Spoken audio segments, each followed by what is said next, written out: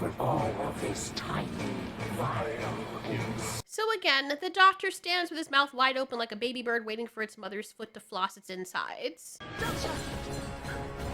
Why can't the doctor act on his own? I mean, we have freaking Mel over here dragging the doctor back. Like, look at this. He has faced these things before, yet he is frozen in fear in every situation, whether it be small or big. People are dying, and this human companion has to remind him that he can move away for this person from this thing that is reaching out to him to kill him. What a useless bag of bones. He has two hearts, but yet simultaneously has no heart at all. The only thing he's good for is hugging, groping, and crying. If you need a counselor for a cry session, he'd be the person to go to. Cry on command? That's your guy. He isn't doing well for the gay stereotype or the black guy stereotype of being overly emotional and lacking any real assertion. So for all the love that Russell T Davies claims to have with inclusion, it almost is coming off as though he's like trying his best to insult both those groups.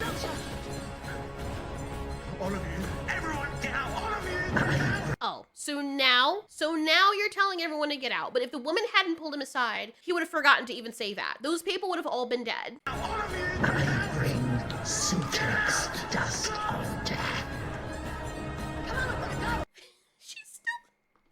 She's still pulling him and telling him, come on, let's go. Look at this. Like, how many times does she have to pull him to make him focus on surviving and helping people? He's just standing there with his mouth wide open because that's the only thing his face seems to remember how to do. Open his mouth super wide and wait for something big to fly inside of it.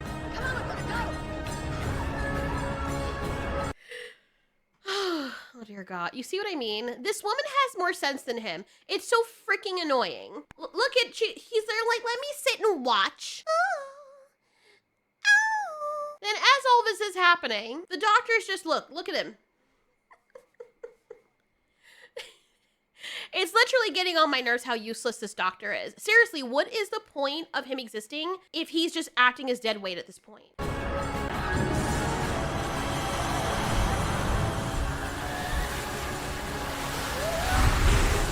Wow, did they not hear the doctor tell them to did they not see what this thing did to the guy that was standing beside it? Yet they decide to still stand there and do nothing? And still she has to remind the doctor to follow her. He tells everyone to get out, but somehow misses those two innocent idiots just standing there. You see, the real Doctor Who would have slapped them and pulled them to safety, not rely on his companion or ex-companion to do it for him. If you ask me, she's more of the hero of this episode than he is. This is why, even after this whole finale, he still doesn't feel like the Doctor to me. What a freaking waste of space.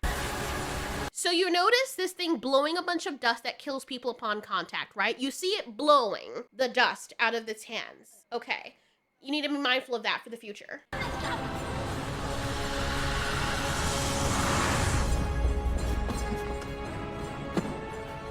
Hop on, cowboy.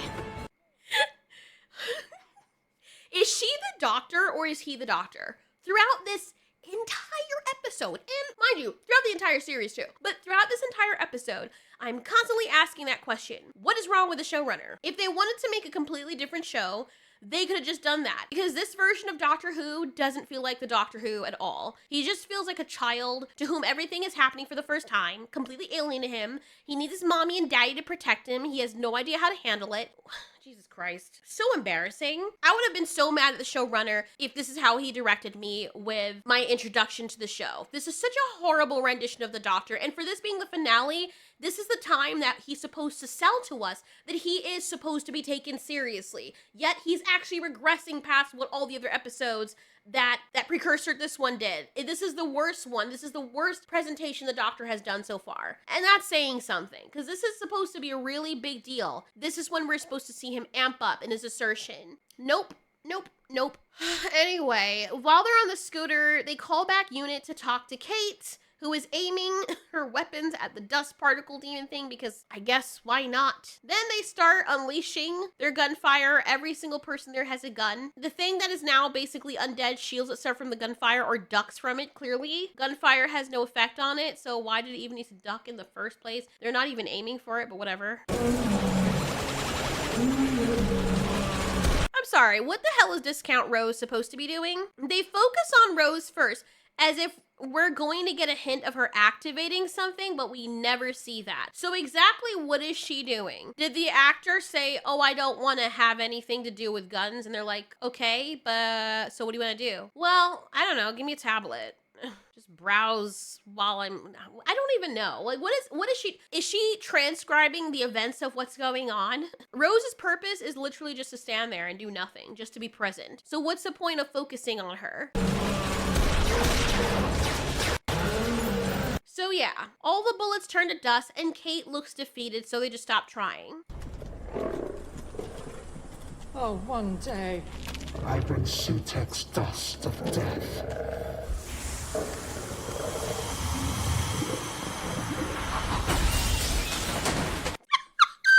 Oh my god, the first time I saw it, I was dying. What? I can't even explain how nonsensical that is. Does this imply that the robot is in fact alive? I guess consciousness gives life, but then why would it just pop his head off like that? And not disintegrate him or just power him down? Why does the head have to pop off with such violence? Bit tad dramatic, isn't it? If that were meant to be sad or serious, they fumble the bag with that one, because all it made me do was choke on my own saliva and almost die of asphyxiation from laughing. Are you there? This is me, signing off. With thanks and love. And please send this monster back into hell. No! Because I have to hope. Birds will sing again. There will be birds. I have no idea what that means. Probably something she said before. And I actually do feel bad for her, but I don't know why they were just all standing there, but whatever.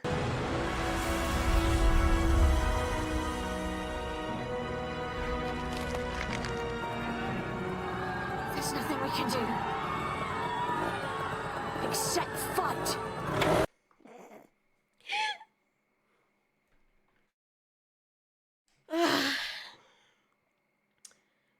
Okay, first of all, when Colonel Chidozi was disintegrated into dust, everything that was metal on him also disintegrated. Their weapons, their armor, everything. So why is it that the robot, never mind, whatever. And secondly, so he's ready to cry over Kate, which I don't understand. Also, again, why didn't the people at the unit run? You would think that for a calamity such as this, they would have protocols in place. So at least, you know, to attempt to contain it. But no, they never even try to do that. It almost comes off as though this is some big dream or somebody getting off a huge high. And then once again, it takes the human companion to remind the doctor, discount doctor, that, we have other people that we can potentially try to save. So we gotta mourn later and act now. Hello. Chop, chop, chop. Freaking uselessness of this person is getting so annoying.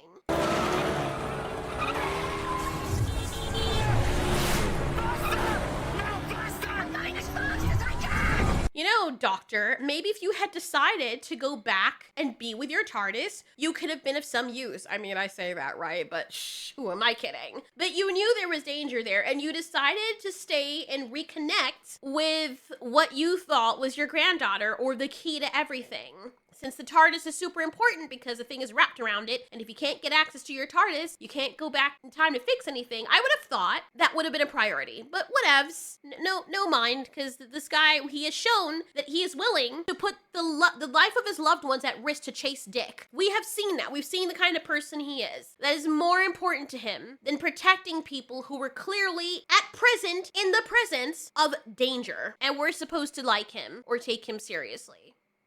Okay. So cinematically, it looks like any other generic disaster movie, which is not necessarily a bad thing. You got a wall of dust cutting through, and as my husband said, it looks like something out of a scene from 9/11 for the people on the ground, which must have been very horrifying. I wasn't there, so, but I can imagine, like, imagine you're walking and then you hear this big booming noise, a building collapse, and hopefully there's no loved ones in there, but then you have to fight for your life so you don't get choked to death by all this stuff. Except in this case, the dust ends up clapping you out of existence. Who are you? I'm sorry, you tiny little woman. I'm so sorry. It ends like this. I had such plans. The old creepy lady apologizes to the grandmother and claims she had such plans. Honestly, Honestly, her character and the mysteries surrounding her are more interesting than the Doctor himself, and that's saying something because everything else aside from this Doctor is interesting in a show called Doctor Who. So the Doctor arrives back at Unit, which is kind of crazy to me because wasn't the dust to dust thing inside Unit? Didn't it dust to dust, ashes to ashes, everyone? So how is it the Doctor was able to make his way back here and not be met with a wall of dust?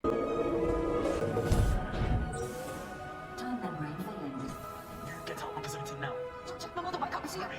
We've got response. Why didn't we see Dollar Tree Rose die? Did we see her die? I'm trying to remember. Okay, the wall. Okay, she's back there. It blows the dust. And then, we see it cover her. Okay, she does die. And, oh, even the guy with, okay, that's cool. So in case you're having hope, no, everybody in that room died. The dust filled up the entire thing. So there's no survivors. Get out onto 17 now. Check my motorbike, I can see it. We've got response.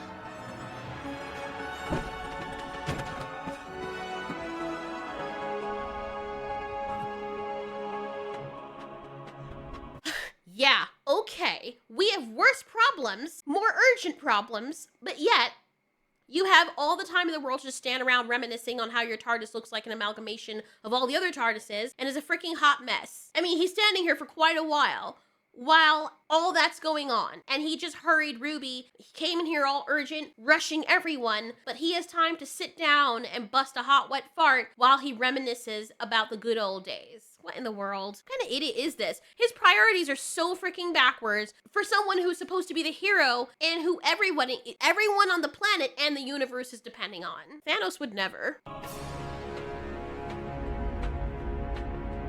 You can even hear the clock ticking in the background, which indicates to us how much time he's actually wasting. It's almost comical.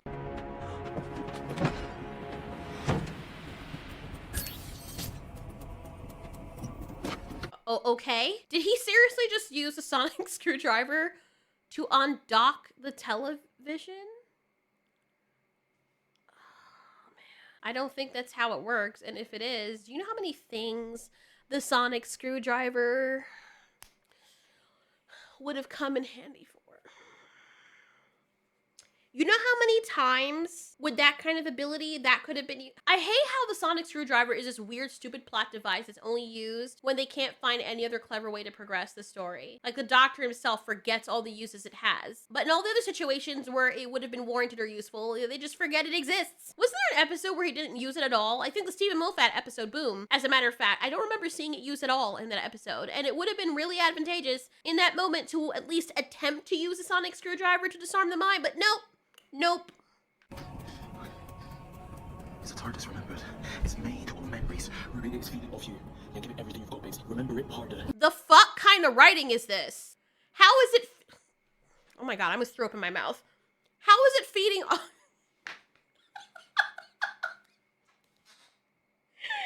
Oh my god. Take the case and leave me the pillow.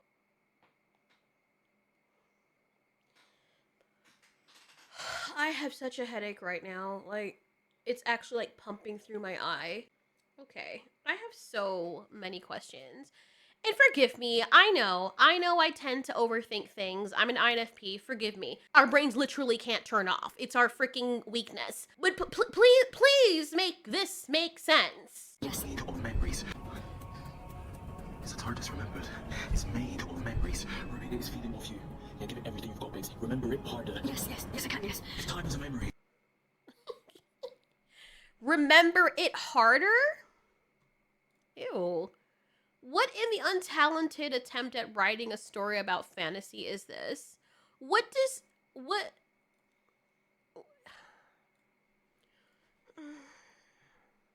Oh god, this feels like Dumb Movie Monday all over again. I think like 5 of the Dumb Movie Mondays all balled up into one could equate to the feeling that this is... I hate foolishness. I fucking hate foolishness.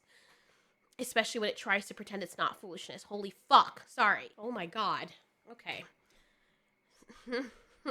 So... I can't... Oh, hold on. I can't... Like... I don't even know what to say. Give me a second. I feel like I'm short-circuiting.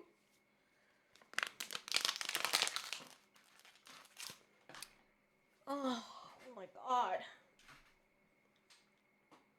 Okay. I would be so delighted if somebody would enlighten me in the comments and tell me how stupid I'm being and that half of my brain was turned off during this entire thing. Please tell me how dumb I am. Please. Because I would be so delighted and relieved to know that it was just me being a dumbass. Because my brain literally isn't functioning right now. It is not strong enough to understand what the fuck is going on. So Ruby has to remember the heart of the TARDIS. I'm sorry, I'm fucking skitzing out right now. I can't even speak. I figured she would be the least qualified person to do that. And then how would she, remembering, know all the other elements of all the other TARDIS machines? And if all she had to do was to remember something or solidify it was to remember it harder, then why didn't he ask her to do that with her madre so that she could see her freaking face? Ay, Dios mío. Memory is a time machine. Yes, that's it. More. What is she remembering? What in the ass? What is she remembering? What in the fuck? I'm so done. I'm so done with this. Russell, what is wrong with you, bro? Did you not get breast milk when you grew up? Like, what the fuck is wrong with you, bro? Go ask Homelander if you can have some of his fucking stash. Because clearly you need some of that for your fucking immune system. Even my dog's choking on this shit. This is so freaking dumb. How is she remembering it more? How? What are you remembering? What are you Why am I getting mad? Why am I even bothering? Why am I wasting my emotions on this, bro? And I think what makes me more mad is because the episode before this had something. It had something good. It was building up, and it was like, wow, this is okay. I see you, Russell. I see you there. And Russell's like, come here. And he's all with that cheeky grin he always has with his eyeglass dip to make himself look sexy, but he doesn't. And he's like, I got something for you in this deep, dark cave with a ribbed texture on the inside. What is it, Russell? Is it? Nope, you gotta explore it. I got something for you at the end of it. Just trust me, bro. And then you go in, and it's wet and warm. You're like, this is great. And he's like, you could build a house in here, right? And I'm like, yeah, dude, it's very, very freaking huge. Nice, comfy, warm, and there's water and moisture, humidity for your nasal passageways. I'm liking this. Getting a hint of something in the air, though. Russell's like, don't worry about it. I got you. Get to the end of it, and there's a fucking roadblock. And then Russell's like, you ready? And he tells you to open your goddamn mouth. I'm gonna leave that there. I don't even know where I was going with that. But that's kind of how I feel with watching the previous episode, getting the ending, and then... How much time is left? Fuck. All right.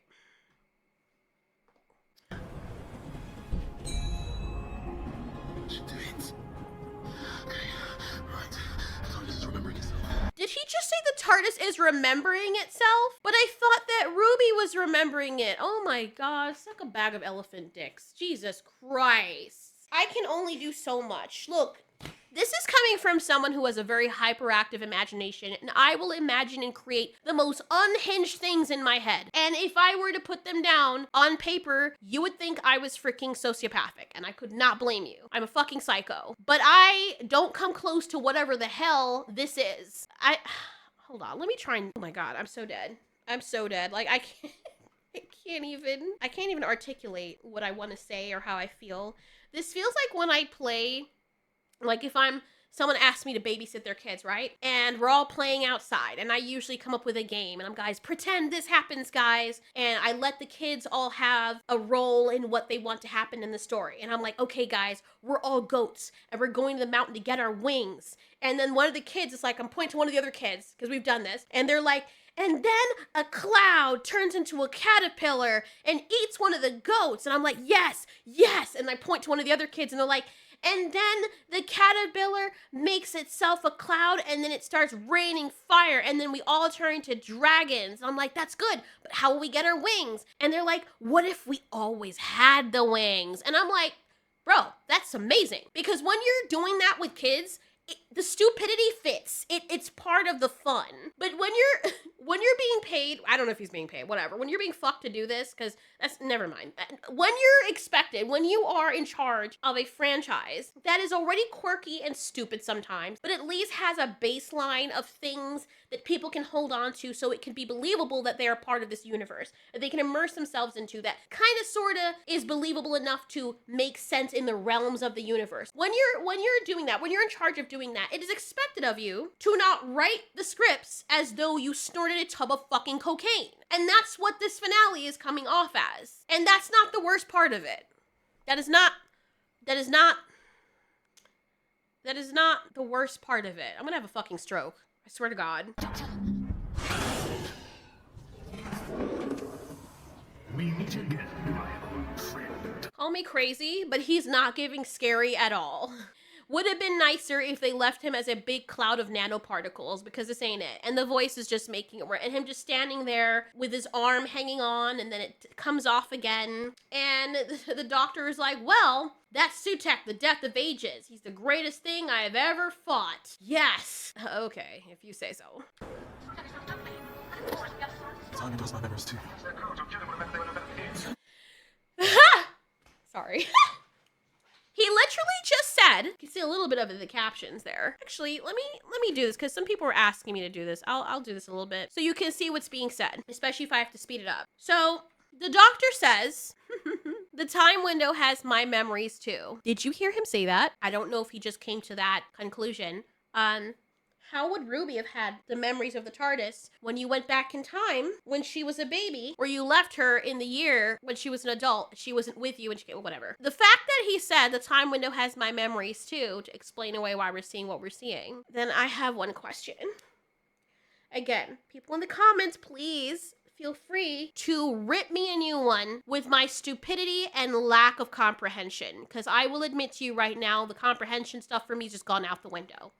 But if the time window that you're currently in has your memories too, why in the Battyfish did Ruby have to be the one to remember harder the TARDIS? So the doctor's looking at his memories of when, I guess, a companion or other people were asking the doctor, why didn't the other Sirens destroy Sutek since he was totally evil? To which this doctor said it was against their code. And if they killed him, that would mean that they were no better than he was. So they simply imprisoned him, which we see does not work. I would argue that killing something that has no regards for life and kills millions upon millions of life forms only deserves death. And you would still be seen as a better individual than that monster because you're killing for a different reason, and it would pale in comparison to all the suffering he'd cause while he's allowed to still go free. I mean, if you have a freaking crocodile chomping down on the leg of children, and it's going after more children about to kill them, and it's already killed a lot of them in its wake, I think it would be good for people to neutralize the threat, seeing as wherever they relocate it, it's going to continue the same behavior. But whatever. So in 1911, I guess this monster had been bound and imprisoned for all eternity, but he rose again, and the doctor defeated him once more. In the England of 1911, Sutek had been bound and imprisoned for all eternity, but he rose again, and I defeated him. I cast you into the time vortex. I sent you forward to your own death. That's no better than killing him, just saying. You're just doing it kind of indirectly, but you're still doing it. It's like putting someone in a microwave to pop their head open, and you're like, I didn't kill you, the microwave did, okay? Instead, I found a hole. I clung to your infernal machine, and for so years, I hoped. God. Look, I don't give a fuck if this is the original voice actor for the original Sutek in the old Doctor Who stuff back in our grandparents' times or whatever. It still sounds stupid. I'm sorry. It just, like all of that buildup and the setting that this modern Doctor Who has for the horror vibe that it was giving, just, the voice just does not fit. Sorry. And also, if he clung to the time machine and he hid there for many years, I mean, how many years are we talking about? If we're talking about from classic Who era, do you mean to tell me that this thing has been part of the TARDIS for this entire time? And if that's the case, call me crazy. But, didn't this poor excuse of a doctor slam a second TARDIS out of the first TARDIS so that David Tennant could have his own TARDIS? Oh, we won the game. You got a prize, honey. Here is mine.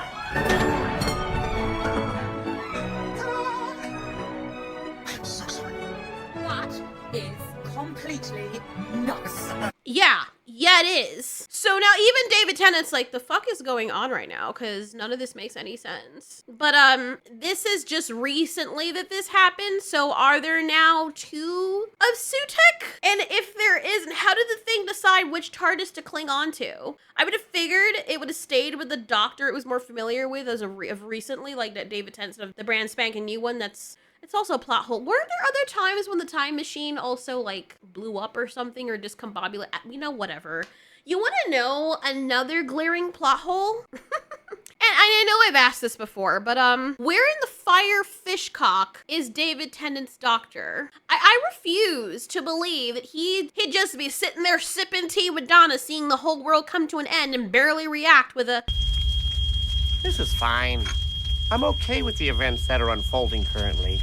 As a matter of fact, he would be the one more equipped to handle something like this, since he's fought gods before. And also, since this dude clearly doesn't know what he's doing. Infernal machine, and for so many years, I have traveled with you for all this time, riding the spine of your ship, staring into eternity, and evolving into my true godhood. So, as I said, that means that there are 2 of them? Right.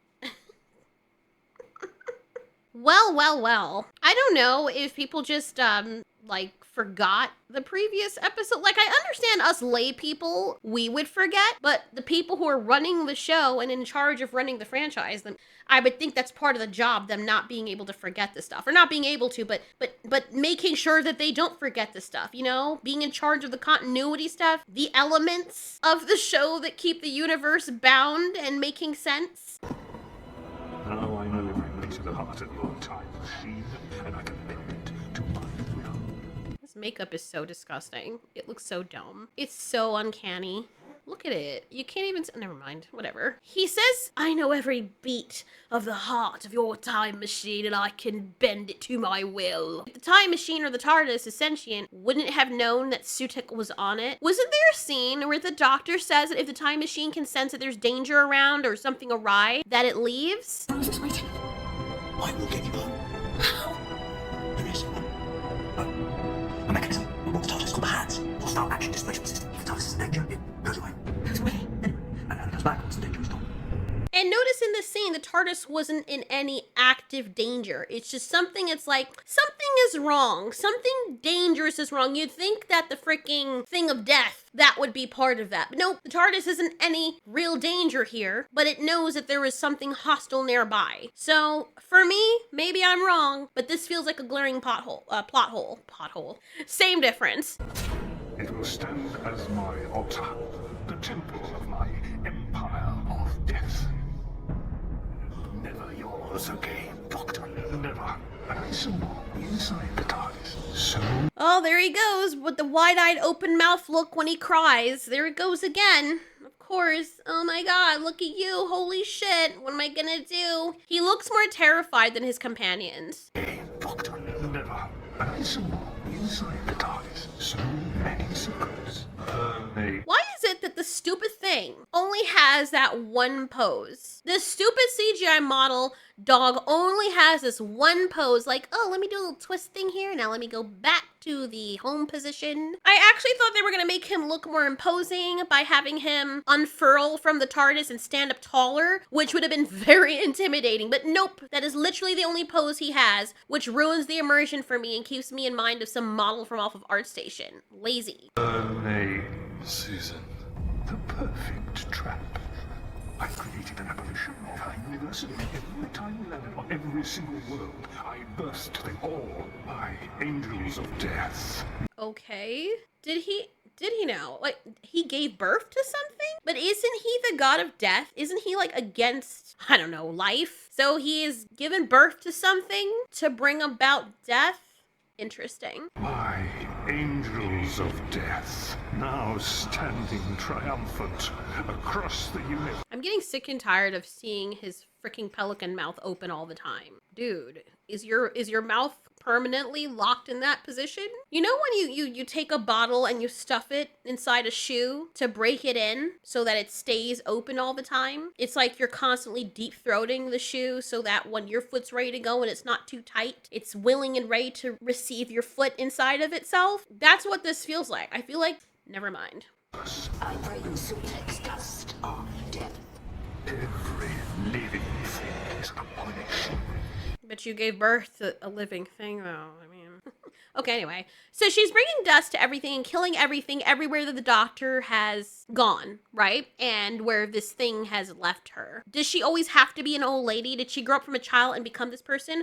Probably not. But I can think, like, on Earth, Susan Tribe would have been flagged as some strange entity, or would have been weird with her to rise to the top with as much fame as she had. She had no documentation or record of having been born. You know, unless they're going to tell us that there's a perception filter on her as well.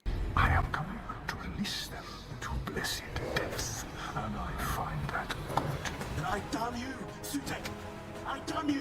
In the Oh, there he goes crying again. Holy shit, man. What the fuck is wrong with this dude? Are you hormonal? Like, are you on something, bro? The women are beside you. One looks like she is at the age of menopause, and she's less hormonal than you are. Like, what is wrong with this person? It's actually getting annoying. You know, I dated a guy like that. He would cry for everything. I know he had issues, but Lord have mercy. If I'm happy and he's happy, oh my God, you're so amazing. If he's sad, oh my God. If he's excited, oh, I'm so excited. Like, what in the world is wrong with you? Are you okay? It's exhausting. And having somebody like this that is supposed to be responsible for other people's lives, I would not feel very comfortable around this person at all. Every time. It doesn't even matter if it's a situation that warrants tears or not. He's still crying regardless. It's like he does not know how to handle himself, which is funny. He seems to be carrying more emotional baggage than David Tennant. They made it seem as though David Tennant was the one that had the issues when this guy split off from him. How many times down there? That's not your fault. You can't save everyone. Why not? Come here. Even though David Tennant was hard on himself here, notice he's not bickering and crying. And this guy, funny enough, isn't bickering and crying either. He's like, you can't save everyone. He's trying to comfort him. Okay. One thing you need in this place is a chair. Oh, you're right. No, you're thin as a pin, love. You're running on fumes. Riversong, all the people we lost. Sarah Jane has gone. Can you believe that for a second? I loved her. I loved her. And Rose. Fine. I'm fine because you fix yourself. We're time lords. We're doing rehab out of order. You're saying you need to stop. So on one hand, that could mean that this guy could be fine if David Tennant goes and fixes himself, but they make him seem through his inception that he's a lot more emotionally stable, even though he's lost people as well, and he's gonna live the way that the doctor couldn't. But even still, none of this makes sense, because if you consider how David Tennant was able to handle things, it's like this guy broke off from David Tennant and took all the worst parts of him that weren't even there to begin with. Because I just looked back as I was combing through for some clips at a previous David Tennant episode and just look at the difference between this doctor and how David Tennant handles situations that are dangerous and that require his expertise and assertion.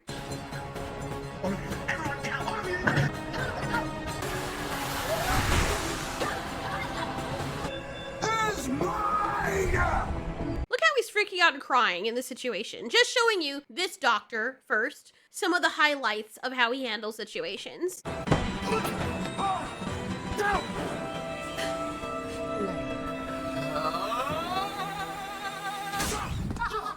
Can't trick me twice, honey! By me! Leave her alone! Right.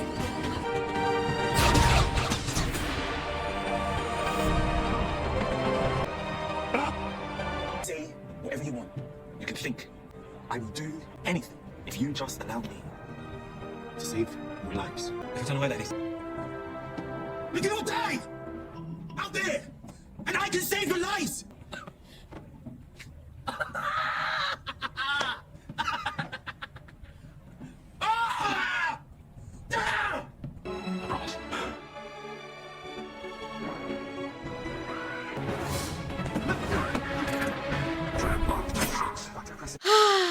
So those are just a few situations, just a recap if you've already watched, of him pretending as though he knows what he's doing, but mostly running away and crying and saying I don't know every time people are depending on him to solve an issue. His favorite words are I don't know and a look of absolute shock and terror with a bit of crying on the side. She's pointing at you. Can she see you? Did my mother see you? I don't know why she was pointing at me. There's nothing behind you, Doctor. Is it now or is it 2004?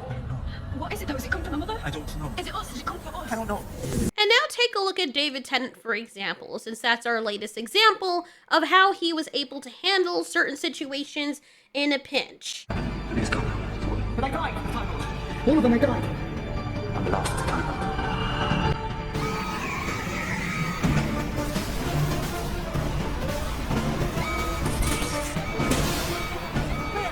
Take the seat and fix that thing. Yori!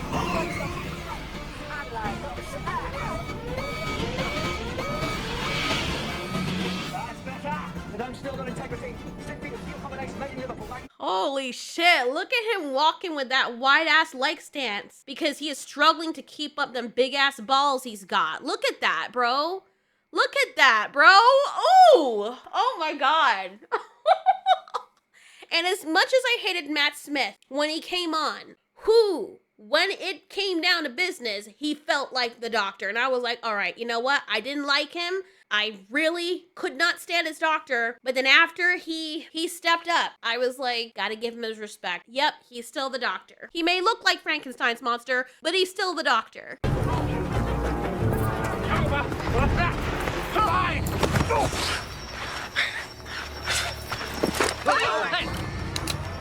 Oh, shit! Oh my god! I don't even remember that part. What the hell was going on here?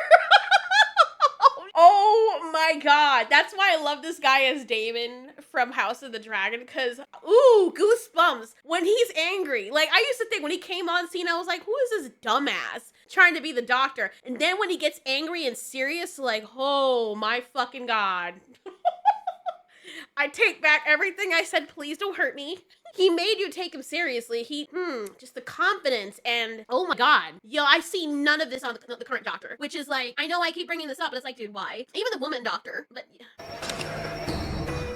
He wouldn't. I genuinely don't know. Doctor? Doctor? Let him come back, Doctor. For what? You won't shoot me, Amy. How do you know? Maybe I've changed. I mean, you've clearly been taking stupid lessons since I saw you last. I didn't mean to do that. Everyone who isn't an American. oh my god, this is great. Sorry, I didn't know. You have to believe me. They're better than this. This is our planet. We had a chance here. Leave us alone. In future, when you talk about this, you tell people there was a chance, but you are so much less than the best of humanity. What? Hurry me. It's all I say. What? I can feel them as they work each day, knowing the time was coming for them to be thrown away again, not again, please. And then they are destroyed, and they feel death, and all they can say is why. Also notice in that, when he spills over, he ain't crying. He may lose his temper, and in that moment you remember he's not totally human. He's scary, he's an alien, he's foreign, but he still has humanity. Nobody. Human has anything to say to me today? Didn't anyone ever tell you there's one thing you never put in a trap if you're smart, if you value your continued existence, if you have any plans about seeing tomorrow, there's one thing you never ever put in a trap. And what would that be, sir? Me. Oh my god, I want to go back and watch all of these all over again. Holy smartass. That was amazing.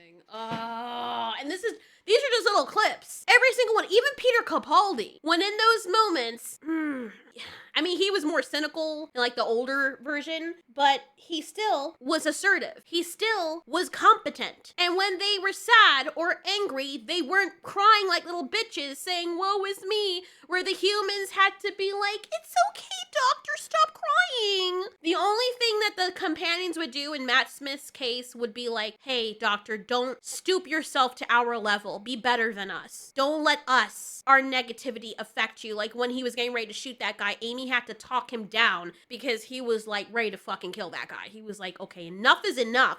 I let so many things slide by. You forget, like in those moments, you then remember he's an alien and he's a lot older and he's a lot more powerful than he lets on. Kind of like dealing with Vulcans. But then, we get this doctor, and most of what we get whenever we have issues is... I thought it was fun.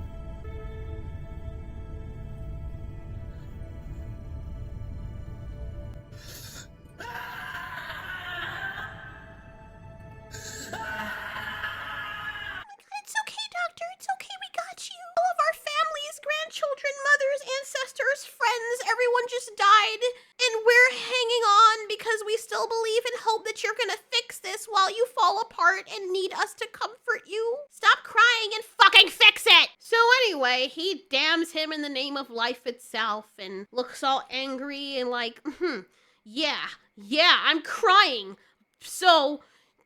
you better be scared of me, cause I'm gonna get you now. Hold the heart of the last of the Time Lords. I will stop you. Sutek's looking at him like, yeah, okay, blood. You should probably stop crying first and wop up your piss. Turn back death. And why? Am I still alive? Killing me is your gift. For once, I would like these monsters to say back something smart like, I don't know, you're still alive because you're too pathetic to kill. As much as I like killing, I don't want to touch you with a 10-foot freaking 100-year-old dead bone. That's how little I think of you. I want you to suffer. I don't know. For once, I would like the monsters to kind of sort of be clever. You're expecting everything to progress as these shows progress, so I expect them to be a little bit more like, not like, oh, I'm just gonna stay quiet because, oh shit, you got me now, pesky old kids. It's so stupid. And I know that's a Doctor Who thing, but I feel like it was better written in Matt Smith's and David Tennant's era. Eccleston was a bit cheesy with that, but I still liked his Doctor better because at least after the initial rough few episodes where he didn't completely feel like the Doctor, he did near the end. Leave me, Sutek. I'm an extinction event. So what is stopping you? Why is the god of death not killing me? I mean, if you want me to oblige, I can, but Is this what you want? What am I missing? Is this what you want? I'm sorry, I can't get over that freaking scene, bro. The way he says it, like, are you really sure that's what you want?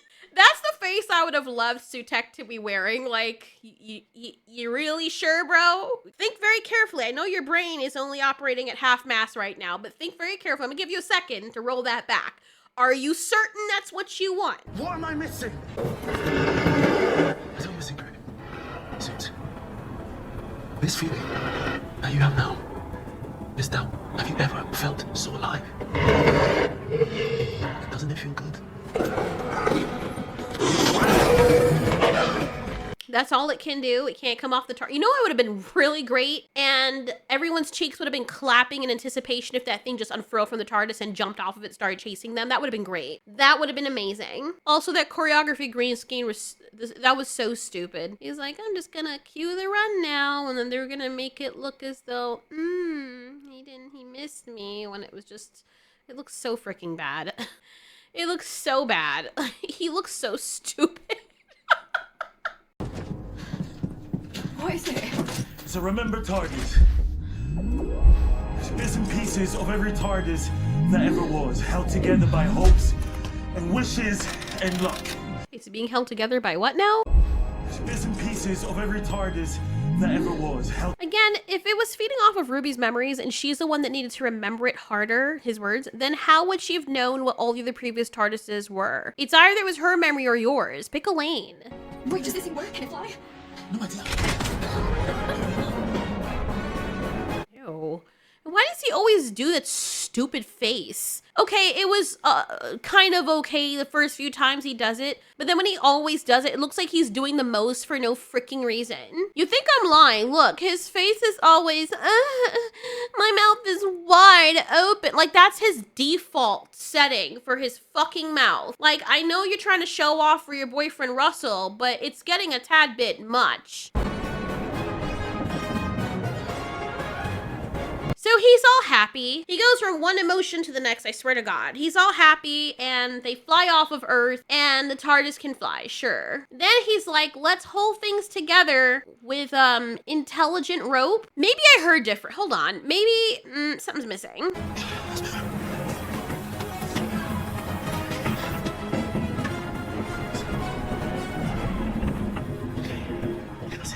That hook is molecular bond. It's like intelligent rope. Jesus wept. I'm sorry. Give me a minute. Have you watched this old movie named Narnia? Not Narnia. What was it? I found it a few years ago. Bridge to Terabithia. Yeah. This kind of felt like that. Like, let's just make up things as we go along. Things that you know what? I don't even know why I'm even bothering. My head is hurting so bad right now. I'm so freaking tired. I'm gonna go back and finish watching House of Dragons. It's like intelligent rope. What do you mean, like? Intelligent glove. What was the first day we met?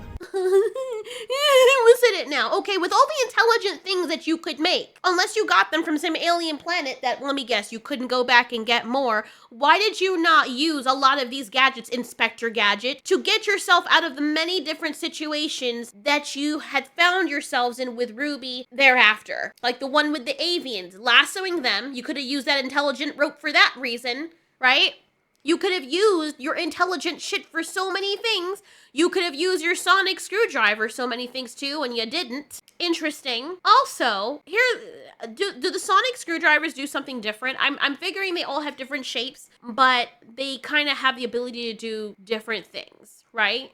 It's like the old cartoon Inspector Gadget, or the old movie with, what's his face? Simba. And you can have it as a plot device to move things along, but then you choose when to and when not to use it. And all I keep thinking about is when they were in that room at Unit and the dust was flying around, he could have used a sonic screwdriver like he did in the recent special to cut out a shape like he did then, like a freaking Etch-a-Sketch, so that he could use it as a sort of shield to then use it to walk across, right? He was able to do that. So wouldn't it have been possible to then use a sonic screwdriver as a sort of shield or a mask that people could use? Okay, maybe it wouldn't have been able to use a mask, okay? It's just death. But your sonic screwdriver couldn't have been made into a shield, like a freaking circular shield? Is that impossible? What is possible and not possible for the sonic screwdriver? I mean, if this thing can pop out a freaking, undock a freaking ancient TV and make it into a freaking tablet, I'm pretty sure there are things on par with making a shield around people, even if it's just for a small amount, a small group, that it can do as well. But no, let's not even try. So then as they are holding the stupid TARDIS together and everything's fine, they start trying to tie up all the things that they think we want to know that still don't make any freaking sense. I'm so sorry. You've got to stabilize. So without the time and those memories, we go kaboom. That screen is holding the TARDIS together.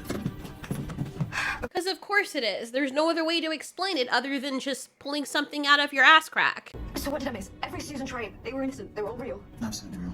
Every time the TARDIS would land, it would roll her out like... Okay, so the TARDIS has a perception filter, so it doesn't get noticed. It just sits there kind of unseen, because it casts a field around it at 66.7 meters exactly. 73 yards. How do you know that? Oh, maybe she's good at math? How dare you, Doctor? How dare you assume that she's stupid and nobody else would know how to convert that in their head? I don't know. It just did. Funny things happen at 73 yards. Oh my god, like the episode with that woman. Even though, as far as I know, with my experience of Doctor Who, the only thing that's ever happened at that time with the perception filter thingy was in that episode alone. Did we get any other episodes before this where stuff happened at 73 yards? Please let me know. Please correct me. Because it feels like they just wrote this in for the sake of making that episode make sense. People say that you can see things. So, Sutek, he used this field, but used it massively. He focused his mind and created a whole new person everywhere I'd land. Okay, back to the 73 yards thing. People say you can see things at the 73 yards of the perception filter of the TARDIS. If the Doctor had noticed something like that, wouldn't that have defeated the purpose of the perception filter? Because if people started seeing some strange-ass things, that would draw attention to the TARDIS. Let's just say you start seeing Chimera on a ball, like juggling icicles or something. Then that would draw attention to the area and people would want to study why it's doing that. And you could leave, but if every time you land something like that happens, that would be a little bit of an annoyance. What's wrong? You had this TARDIS and you had this issue for the longest while. Sure, your TARDIS is stuck like that, but your little freaking space pen, the sonic screwdriver, couldn't fix that issue? You can make intelligent gloves to hold the TARDIS together with hopes and dreams and luck, but you can't fix the issue with the perception filter that you knew was an issue way ahead of time? People say that you can see things. So, Sutek, he used this field, but used it massively. He focused his mind, created a whole new person everywhere I'd land. Perception means that she fitted in, she had character, she had history, she had a truth. Doctor, you landed on Earth 100 times. I think she was reborn every time. Each time the TARDIS would land, the idea of that one would get stronger and stronger. By 2024, she was Susan Triad. But why? What would be the purpose of him doing that? If he was already so strong. I mean, like I said, I don't know. This is my first introduction to this so-called monster. Why would he even need that? What would be the point? She became Susan Triad and became an actual person. Did you land on the other planets or areas hundreds of times as well for them to be strong enough to become those other entities? Dawn, Sutek called her an angel of death. What did she do? But it wasn't just her, though. It was also the Harbinger that was blowing dust out of its mouth. It wasn't just Susan. So, okay, we have the Harbinger that comes before to warn people of the gods and whatnot. So why did it also have the ability to bring Sutek's gift or dust of death? Why would it even have needed Susan if it could just use anybody or use the Harbinger? The dust of death, spreading all over the world. My mother, is she? It's everywhere. No, but can't you Nothing just... I can do. Wow. I have a question. This sounds really stupid. And maybe this is me being too hopeful, but he did say the TARDIS was held together by hopes, dreams, and luck. Couldn't he have flown the TARDIS or repositioned it to an area to try and save as many people as possible? Including her mom? Even if not her mom, look, the dust hasn't covered the entire Earth yet. It's still going. And not once did it ever occur to him over the freaking land of Australia. He's like, wow, the dust of death hasn't reached those areas yet. Let's go save as many people as we can. He was saying in that previous episode with those racist people that he wanted to save them so badly. But yet, you know, he said there was space in his TARDIS. You could fit over 100 people in there. It didn't occur to you to go once? If you really believe that all hope is lost, you didn't even try to save more people. Like, you think I'd be sitting there in my fucking TARDIS just looking down, oh, look there, the dust of death. How unfortunate, let's wait for it to swallow up the whole Earth. When you have the ability with your TARDIS that can teleport to areas and take as many people as possible to help them. You've already proven that you don't care if you break the timeline, and it doesn't really matter at this point in time anyway. Save who you can. Is that not important to the Doctor? Of course it isn't. Who cares? This is the guy, I said again, that chases Dick rather than protect his friends. It's happening over and over again. Every time I landed there. 1999, 1066, 2005. The Earth is dying.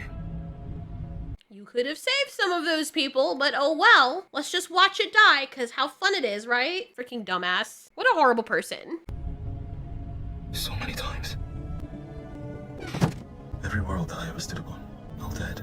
Venus, Telos, Khan, the huge sphere. Why are the humans not crying? Maybe they're not processing what's going on because they're like, nah, he's gonna fix it, right? Why else would we be here? Also, I'm aware I'm just nitpicking, but why did the freaking dog of death wait so long to do all of this? He was evolving, but really all this time he was imprisoned and then he found a home. Was he severely weakened before he was imprisoned? I'm confused. And again, once again, where is David Tennant's doctor? Where is he? Did he leave Earth at some point prior? And if he did, he's still in the same universe, right? So he would recognize that all these other parts of the universe, these Earth-like planets that he went to, are dying. Would he not? And he just wouldn't be doing anything? Really? He's still a Time Lord. You see, this is where writing falls apart because they're trying to do fan service or they're trying to write something out to make it seem like fan service. But we know the real reason they brought back David Tennant is so they could humiliate him and say fuck you to the fans. Because it sure as hell wasn't to write a good story. It was because they knew that if they just led with Shooty Got One, nobody would come and watch it. Nobody would come and watch it. So they were like, you know what? David Tennant's the one that everybody loved. So let's use him to bring people back and then park him and make him look like an idiot and retcon his character. doctor, right? But then instead of just having him just go away, now you've written in that he's sipping tea with Donna and Rose. And I find it hard that now Rose was working at UNIT and she never once brought up how the other doctor is doing. And Shurigatwa's doctor never once asked how his other half is doing. Really? That just went under the rug? That just disappeared into the ether? Did he just think that the audience would just magically forget that for some reason? Was that not canon? Bizarre. And Skyro. The Daleks are dead. Everything's dead. There are so many places you haven't been. They must be safe. I've traveled so far. Everything caught in that pattern this day. But they made it clear that it's every place you landed on.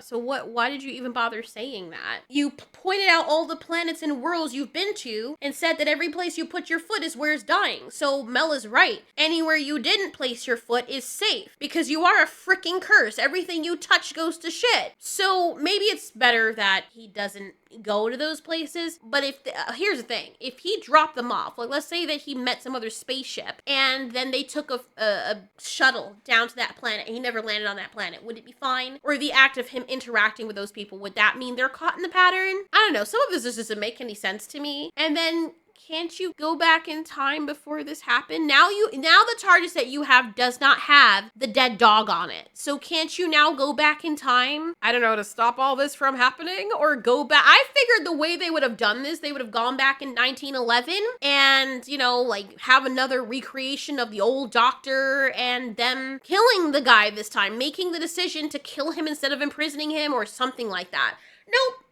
Nope, this TARDIS can't do that conveniently. And I don't think anybody ever asked the question of whether or not it could. I don't think they even tried. This is a TARDIS remembered. Okay, that hot jazz of shit. Sure, why not? Why not attempt to go back in time further or in a greater distance and stop the freaking dog death thing once and for all? He just sits there like, let's look at everything die. The other doctors would have been like, this sucks. No, I am a Time Lord. I am going to fix this. I am going to use the one element that I have, that I use as my own medium, and that is time. Nope, none of that ever happens. The whole of time and space.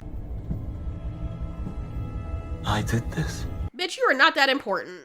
The whole of time and space? What are you, Father Time? I don't think that even you would be able to cover a blip of the entirety of what is time and space. You're not that powerful, clearly. You did not. Yes, he did. Stop tickling his freaking ball sack. Be honest. He did do this because he was too stupid to realize that something was wrong. And the TARDIS was dumb as well. Or maybe it was the writers. Either way, this whole thing is freaking trash. Oh.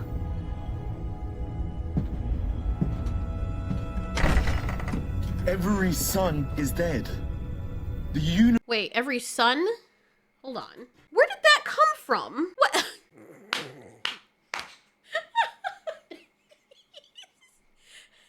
What is going on? Where did suns come from? I thought it was the worlds and the planets and life. The universe has come to a halt.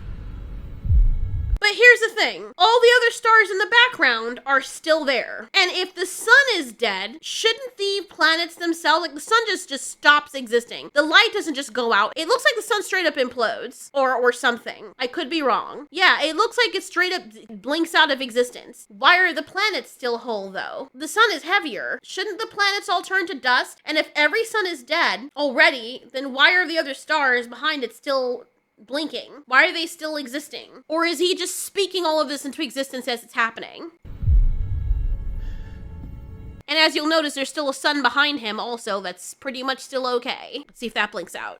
And it is my fault, because I traveled to all those worlds. No, that sun's still fine. That sun's still there. But it's for aesthetics. It was fun.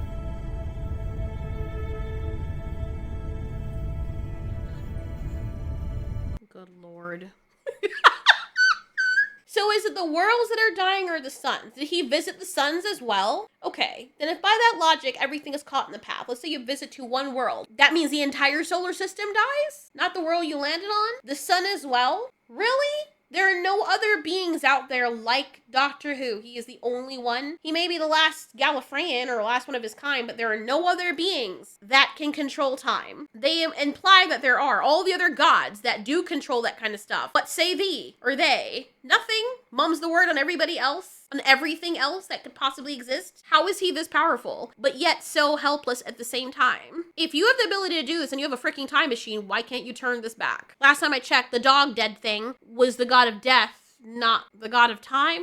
And I mean, he's not either, but you can go back though. Instead of sitting here and crying. Why would you cry? You know, Rick Sanchez from Rick and Morty, he doesn't cry over shit like this, even though, yeah, he's broken over it and he misses his wife, the things that he can't ever fully bring back because it's not the same. At some point, he's jaded because he could just like, I can just fix it. And you're too old to be acting like this. Sorry. That's why I love Nestle Crunch. Why are you crying? It's okay. Look, the sun is still alive back there somewhere. Not everything is dead. It is so bright that it's casting a backlight on your TARDIS and on the other planet that's full of dust.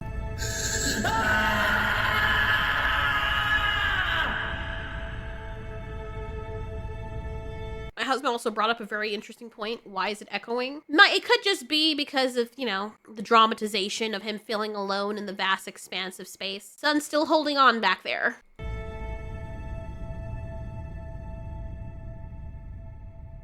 Sun's still holding on back. Okay, it was funny the first time, lads. The only reason everything's dim is because we're fading to black, but yet the sun is still back there. Let's get back to it. Let's remember why we're here. The universe stands silent in death.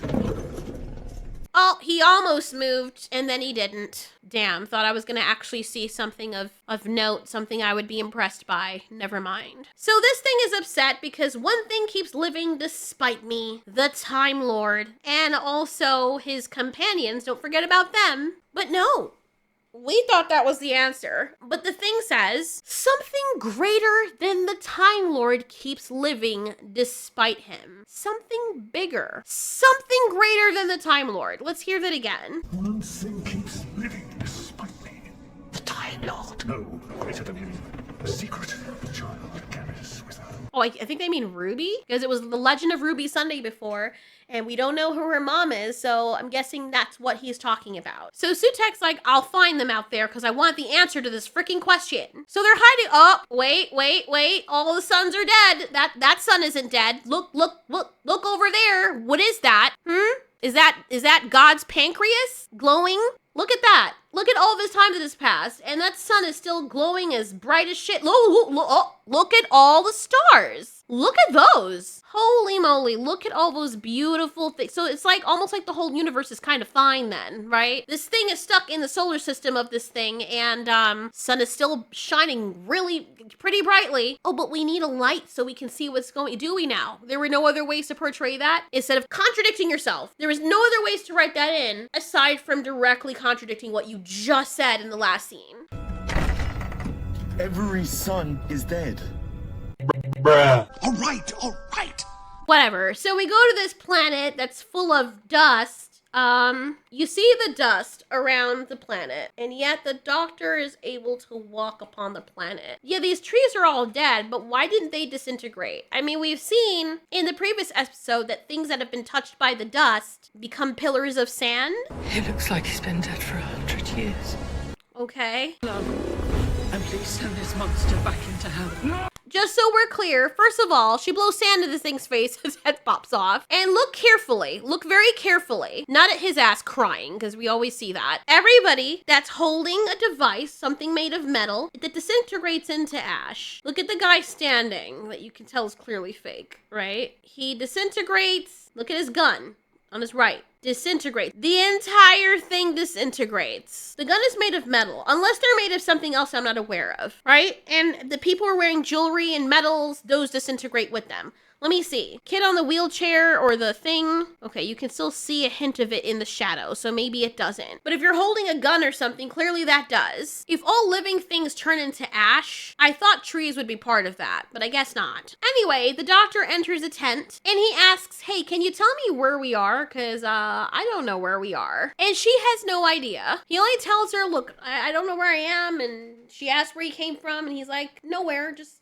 just lost. And it's been a very, very long time. We don't know how long it's actually been. The kind woman says she hasn't seen anyone in weeks. She's talking to an imaginary baby, which implies that her baby died a long time ago, but she's having memory issues because this whole dust of death thing affects that as well. She tries to recall her husband. The only thing she said is he was tall, and there was an opera house over by that way. I don't know if this planet's supposed to be Earth or what the hell's going on here. I figured if it was Earth, Sutek would have found them already. Metal is very precious where they are. I don't know if it's because it can't turn into ash. I mean, neither can wood when you really think about it, but only certain metal can turn into ash if they're guns. So she gives him the precious metal spoon because she's very kind. Also, she's using wood, and that wood does not look dead. It looks very healthy. Also, how is she still alive? He said, "Thank you for this. I might be able to do something with it. You might have saved the universe with this spoon." Then she says she thinks her daughter died, and the doctor's already crying. So we don't know what's going on, but don't worry, the woman explains it to us. She said people say that this thing travels, the death wave, down the family line, and that this man that she met said that it's perverse, and that it's so determined to kill that it can travel backwards from child to mother. And she says that she's tired and she can't remember, and then she just, I guess, turns into freaking ash. So I guess because the baby died, she dies too, or some shit like that. Who knows?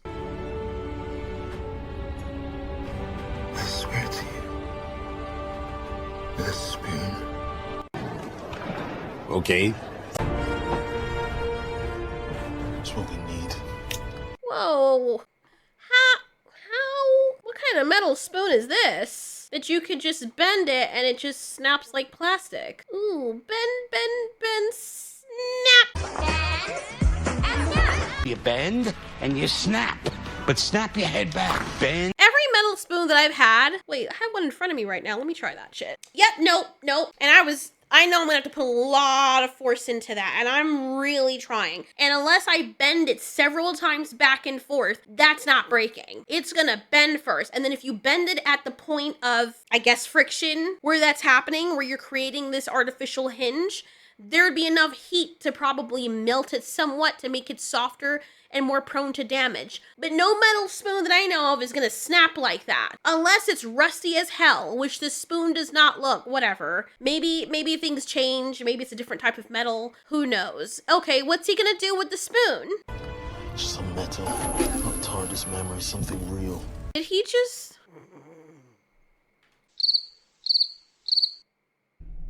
Okay. That's what we need. Some metal, not TARDIS memory, something real. He said that's all we need, just some metal, something real, not just a TARDIS memory. You travel to the planet for that reason? So let me ask you something. Okay, something that's not a memory of the TARDIS.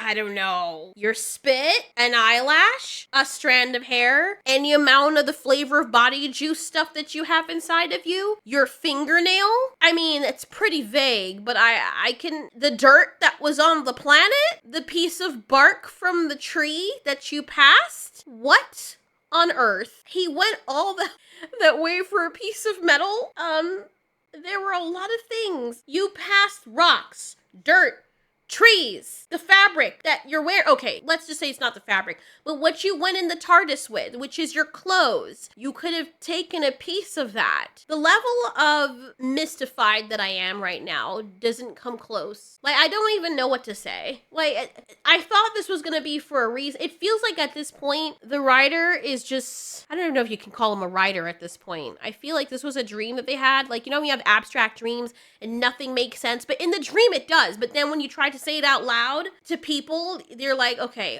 now that I'm articulating this, it sounds freaking crazy, but I swear to God, as it was happening in the dream, it made total sense. That's what we need. Some metal, not TARDIS memory, something real. Thank you, whoever you were. Would have been better if he just said we needed some metal. Wow! Guys, I spy something metal that's not a memory of the TARDIS. I spy something metal that's not the memory of the TARDIS. I spy something metal that was in a memory from the TARDIS. I spy something metal. That's not a part of the TARDIS? Hello? Hello? Where's your brain, bro? What the hell is this freaking script? Dude, even the buttons on your damn shirt. And just so I'm not being crazy, let's just play that scene over again, shall we? Just a metal. TARDIS memory seems real. There's the subtitles. So if this is erroneous, let me know, because this ain't making sense to me. All the metal that Ruby, the Doctor, and Mel all had on them, if they had combined it, probably would have been more than what this half of the spoon was. And with the Doctor sonic screwdriver, which funny enough, is not from memory either, I was gonna say the sonic screwdriver could make them into something since it clearly could undock the TV screen. Why couldn't you use a sonic screwdriver? It's a literal screwdriver. It's made of metal and shit. Why couldn't you stick it inside? Oh my god. Thank you, whoever you were. Oh, shut up, you disgusting weirdo. This is so painful. This is so freaking painful. And I would be so humiliated had I been the writers or anybody who worked on this. Did they not have people to peer review so that they would make sure the story stands up? Are they just throwing out ideas as they're going along from one frame to the next? Look. After all this time, it's still connected to the time window. Yeah. How much time has gone by? The Doctor emphasized that he's been out there for a very, very, very long time. All their hair is still the same length, so it couldn't have been that long. Also, is the Doctor keeping up with his shaving? Does he even need to shave? Who cares?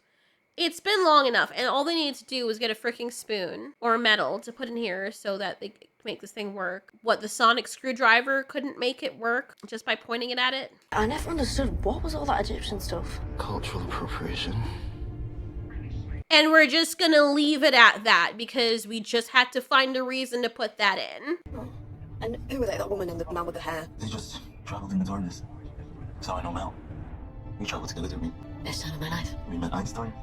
So of course she's starting to forget too. Good lord, this thing is painful to watch. So Ruby asks a good question. Sutek was there all this time. If he was hidden for all these years, why did he go on the attack? But that's not answered. Let's park that for now because the Doctor sees an apparition, or not an apparition, but a picture of Ruby's memory, and it's right when she asks, why did he go on the attack? Why did he go on the attack? Why did Sutek appear on Ruby Road? It's answering you. The images are reaching out to you. What do you mean? I'm trying to help. The time window is still connected to your memories. Maybe it's trying to ask you something. But what does this have to do with my mother? No. Because... Oh my god. Yeah, go ahead. Let's get some enlightenment of how you've suddenly had an idea that's not really an idea because it just turns out to be more gobbledygook that makes absolutely no sense. Oh. Look at Mel's face. She looks like she doesn't want to be here. She's like, she's supposed to be getting tired because she's forgetting stuff, but the actress looks as though that's how she really feels. She's like, really? I don't have to put on a smiley face. I can just be myself? Oh, okay. And then this is how her face is when she's on set. She's like, Jesus Christ, why am I here? Why did I come back? Why did I bother? This is not how I wanted to go out. He became visible outside the church because when he landed with the TARDIS in 2004, he saw the one thing beyond his comprehension. Your mother. But who is she? We don't know. And I get to see that's the point. She tried to disguise it, but Sutek, he's been riding on the back of the TARDIS beholden all the time in space, and then he can't see one woman. One woman. So, we're to believe, before Ruby and her mom was born, he was unable to see one woman. Before she even existed, by the way, and that bothers him. I want you guys to remember this right now so that you can tell me if I'm eating spider legs and they're now feasting on what's left of my brain that is barely functioning, because you are what you eat, and consuming this is making me stupid. So figure that out, because I really feel like I'm missing something here. I feel as though there's something eluding me, or maybe that's how they want you to feel with this episode, because none of this is making sense. However, notice the emphasis and importance they put on Ruby's mother and the mystery of this enigmatic person.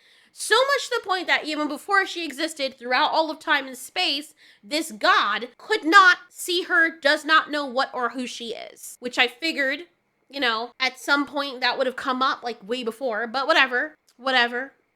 He can't see her. Why? And this is how stupid it is. We're to believe from 1911 or sometime after that he was riding on the back of the TARDIS. Unless I'm wrong. I'm leaving the gate open that I'm wrong. Okay, hold on to that thought. He's been riding on the back of the TARDIS all the time in space, and he can't see one woman. One singular, mysterious woman. No wonder he's keeping us alive. To figure out the answer, who is she? But if gods are scared of him, what the hell does that mean? She's not this big cosmic thing, is she? Because in that case, what am I? Ruby, you are absolutely human. But who is she, and why was she pointing at you? Let's just give the benefit of the doubt and say that Sutekh only started having an issue when the Doctor got Ruby as a companion. And then he was like, wow, I've seen a lot of things, but this I can't explain. So now I'm going to show myself because. And him being strong enough just so happened to coincide with all of this. Why wouldn't he just wait until they figured it out? Apparently, from what we're to believe, he showed himself because he was curious, but if he was already riding bitch on the TARDIS, he would eventually have seen that they were on their way to figuring all of this out. He would have eventually gotten his answer had he just waited. He's an ancient god, so what's a few weeks or months to him when he's been lying in wait this whole time? And don't try to convince me that it's because he was super curious. From the moment Ruby became the companion, he could have made his presence known, but he chose not to. Let's be honest, he was likely introduced for the finale's sake, and he could have waited. I also refuse to believe that his curiosity was suddenly piqued only when the Doctor teamed up with Ruby. If he traveled through time and space with the Doctor, wouldn't he have already noticed that there was one person he couldn't detect? Remember, the Doctor has traveled through both the past and the future. They're making it seem like this would have been an issue whether the Doctor met Ruby or not, or is it because the Doctor only interacted with Ruby specifically that Sutekh became aware of this mystery? That would put Sutekh on the same level as the Doctor in terms of being ordinary, which is incongruent since to the Doctor, Sutekh is like a god, the orchestrator of death and all that jazz. This implies that these gods have significant limitations, yet he can perceive events across time and space, something even the Doctor can't do? I'm overthinking. In that case, what am I? Ruby, you are absolutely human. But who is she, and why was she pointing at you? So while the Doctor is comforting Ruby, Sutekh reaches out to Melanie in an attempt to possess her. Funny, I wonder why he didn't try to do that with Ruby, which would have made more sense. I summon you. We can find the living through time and space and family. Again, they could have done that with Ruby, but instead they had to go the hard route. They could have done that to find out Ruby's mom to whatever, anyway. Okay, who's up? I mean, government has collapsed. In shame, in absolute shame. Let me see. Now's the time to vote. No, nothing. Oh, look! It's the Mad Jack guy who turned out to be absolutely nothing. They always play up these villains as being super dangerous, only to reveal that they're not dangerous at all. Then we learn the whole purpose of him being in the story, which still makes no freaking sense. I swear this is the episode where everything starts to fall apart for no reason. Then as it's playing, the Doctor asks to see, and every time he takes the screen, it doesn't show him the image. Ruby has to be holding it for the image to appear when she's talking about it. There, let me in. Show me. In particular, the DNA testing regime. He's giving you another answer. You see, this is what's so maddening about the lack of writing skills in this episode. Usually I'm not like super serious about stuff like this, but I swear to God, some people probably should never write again. Maybe there's a touch of dementia going on with Russell or whoever wrote this because that's what this feels like. In the previous scene, we had the Doctor holding the screen, and when Ruby asked a question or mentioned something while he was holding it, he could see what it meant to show Ruby. What's the attack? Ask her again. Why did he go on the attack? Why did Sutekh appear on Ruby Road? He's answering you. The images are reaching out to you. He said the images are reaching out to her. But now in the very next scene, it's as if the writer forgot that could happen. And suddenly the Doctor can't see what she's saying or what the images meant for her. So she has to hold it instead. And only when she's holding it. The flip-flopping with the writing and the constant contradictions are giving me freaking whiplash. For the people who love this and think it makes complete sense, you're some strong people, bro. I choose to believe that's what it is because I don't see how anyone could watch this and say with a straight face, that's some good old writing right there, unless they know that the writer made it this stupid on purpose. Like the movie Idiocracy that my husband made me watch a few years ago. That was made stupid on purpose. And, Funbags over there is the Attorney General. And that's Secretary of Education. Watch Russell come out and claim that he made this dumb on purpose to cope with the fact that he lacks talent as a writer, or is aging and losing that part of himself that he probably never even had in the first place. It's kind of depressing how everyone just went along with this and said, yep, Yep, this is great for my career. I know it's not completely their fault because they're actors and their job is not to question the writers, but when your face is on a production and the work that you get depends on the reception of said production, I think it's a tad bit important to look at the script and determine whether or not you want to go through with it, because that might be the last time. I mean, isn't that why actors have agents? For crying out loud, ChatGPT has better fluency and structure than this series of Doctor Who has had. Well, that's the guy who's easy, but easy. I propose compulsory DNA testing for the entire population. Roger that, William. The most dangerous Prime Minister in history. They keep bringing that up as if it's supposed to mean something, even though we've already seen that he's anything but dangerous. No matter how slow and steady you say it, doesn't make him seem any more dangerous. Nothing undermines the audience's fear more than repeatedly claiming how terrifying something is, only to show it completely being harmless. Much like what they did with Kang the Conqueror and Ant-Man Quantumania. You think you can beat me? I am Kang! You talk to ants. A few moments later. Wow! That's 2046. You haven't met him, have you? No, I couldn't get it. Then why is it showing you? Why is he grilling her like she's on trial for something? And why does he always have that predatory look on his face? Oh, but we, the audience, are so enlightened, aren't we? Yay! We possess knowledge that poor Ruby lacks. And I suppose Russell anticipates us to be shouting at the TV, wildly gesticulating and reminding Ruby, yes, you met him, remember? But let's be honest, most of us probably don't really give a damn. 2046! He did it! DNA testing became compulsory for the entire population in the UK. It took you forever to get that from what he just said only moments ago, which was the only thing it was showing you. So if your mother was still alive, she would be on the register. We've never been able to find her because she never got tested, but 2046 she's got no choice. It is showing us the way, Ruby. It's showing us the path to your mother. If I can just... What does that mean? Can we find Ruby's mother? Yeah, what happens if we do? One question at a time. So wait, the little thing that he undocked from the old TV also just magically so happens to have a dock that it perfectly fits in this TARDIS? All right. The TARDIS doesn't have much power, but if it can just make one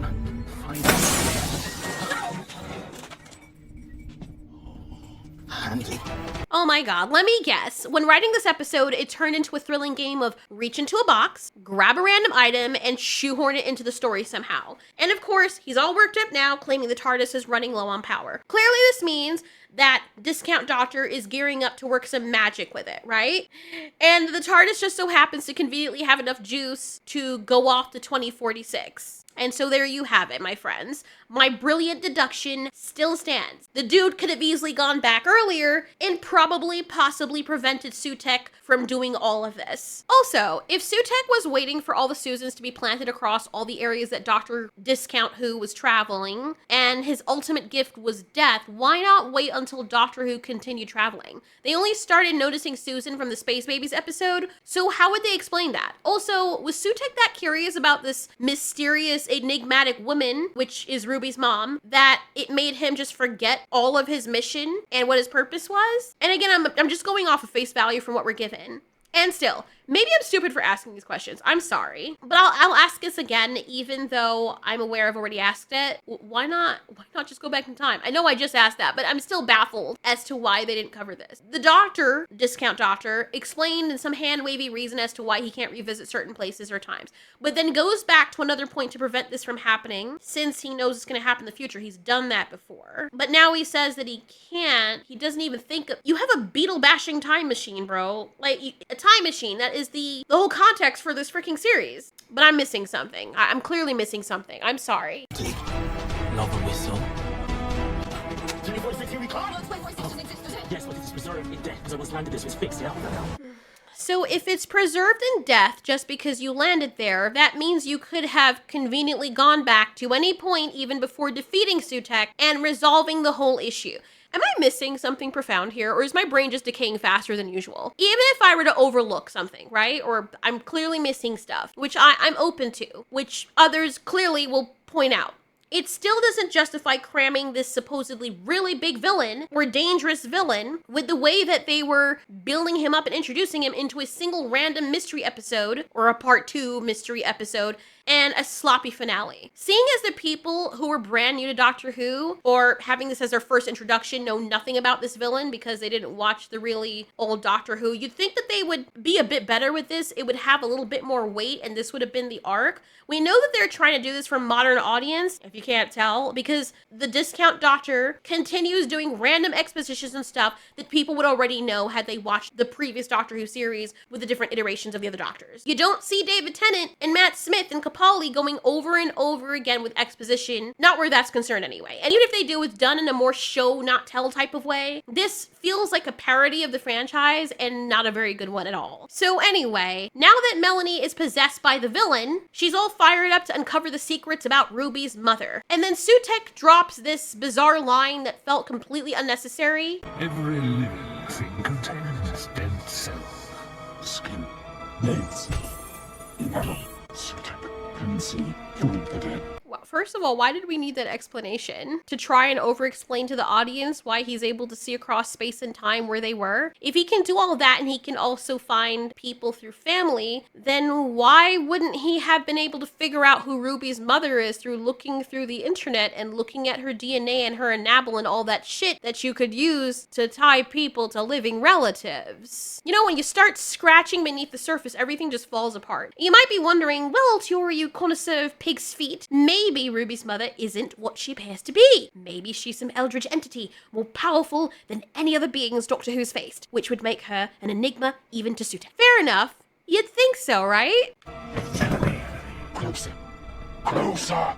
Bring to Sutekh. Closer to what? She can't actively do anything in that moment. She's not where she needs to be. What does he want her to do? Go up to their faces and inspect their eyes and make it very obvious that she's possessed? He's an old entity. You'd think that he'd have a little bit more intelligence. So now they're in 2046, and Sutekh has already instructed Melanie to keep an eye on them and find out the mother's name. The discount doctor says he was in this building for the overthrow of Roger ap Gilliam, or aka Mad Jack, the most dangerous prime minister who turned out to be not so dangerous at all.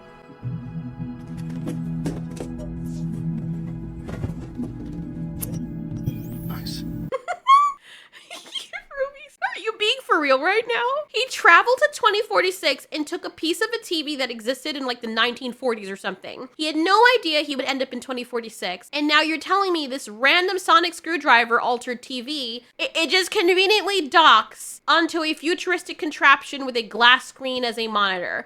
I swear, this is so insulting to the audience. It's not even just insulting to us. It's insulting to the actors and the writer himself. He's exposing himself as someone thoroughly and in every way devoid of talent, and worse, lacks the self-awareness to realize he's making a colossal fool of himself. The DNA list was locked away under top security. I guess who invented the security? Come on. Yes. Yo, I'm about ready to punch a wall. Call me crazy. After all you've just laid out, why not leave the glass screen on its dock and use a sonic screwdriver to power it up and achieve the same effect he did with the TV? Okay, you could argue it's tied to the time window and all that jazz, but really? He managed to use a sonic screwdriver to detach the thing and perform a whole array of tasks. Couldn't he have just combined the two or transmitted whatever was on the first TV through that? It all feels like this desperate attempt to come off as clever or to give the doctor this appearance of like, oh, he's doing something, but it's kind of cruel because it just makes him seem more foolish than all the other doctors combined. This iteration of the doctor embodies the worst traits of all the others at their lowest points. Mel, you better keep watch. Sutekh service could be anywhere. And don't take any risks. We're all getting out of this. Don't worry about me. Find the name. Anyway, the doctor sends Melanie out, and you can tell that he knows Melanie's possessed. You know, would have been a greater gotcha if he didn't make it so freaking glaringly obvious on his face that he was skeptical about her. Also, it shows that Melanie is fighting Sutekh, which means that people somehow have the ability to fight this thing, so he can't be that powerful. Also, we see that the doctor has random tattoos on his fingernails, and I'm wondering what the significance of this is. With a new doctor, you know, he's gonna have his own quirks and whatnot, but the other doctors didn't have that. Not that I knew of. And so I'd be asking questions like, like, where did he get those? And why did he paint them on his fingernails? And what's the significance of them? Is it just for fashion's sake? I mean, seriously, they keep showing close-ups of them in different episodes and they have different symbols on them. So what is the point? Did they just deem them not that important? Are they important at all? They make it seem like everything has significance, but except for these things, don't worry, they'll wave their hands later on and write them in later. And just like they did with this episode, it's probably gonna mean absolutely nothing.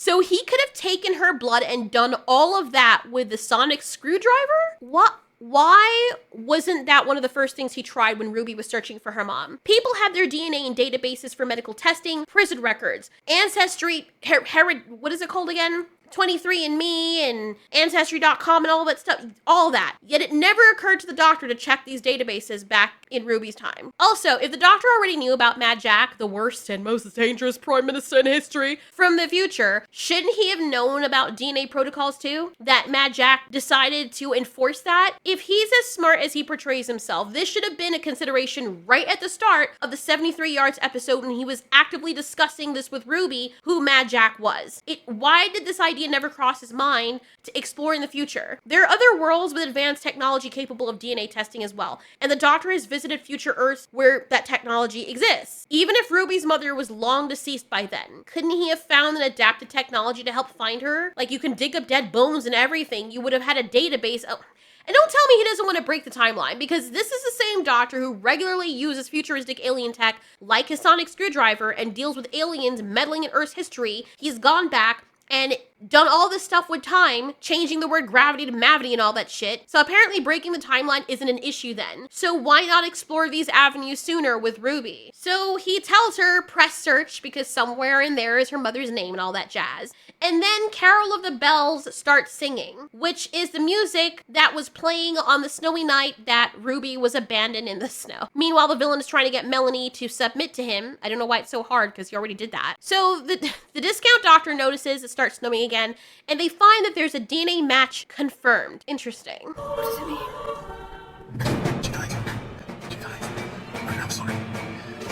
I love you, Mel. So after Ruby asks what it means, it turns out that Mel died. And I like they make it look all tricky to seem as though the doctor was saying that Ruby's mom died. So the audience can be like, oh my God, gasp. See what he did there? Oh no. And so Ruby has the name that Sutek then instructs them to be brought to him because she figured out who her mom is, apparently. Now give me the name. Not like she couldn't have just taken the screen from them and read it, since he has the ability to work with technology and comb through the internet and databases, which we've seen this villain do before, just recently. But like I said, Russell T Davies has the memory of a freaking goldfish, so he doesn't remember what he did in the last frames of his own show. So they are brought to the evil dead dog, and his stupid minion says that here are the last two creatures in existence. They will die at your hand, my lord. I swear to God, it gets even worse after this. I know that's very hard to believe, but it does. And this is for people who didn't watch. Just show me the name. Show me, child. Once again, he could have instructed his minion to seize the screen from them. She was already walking up to you.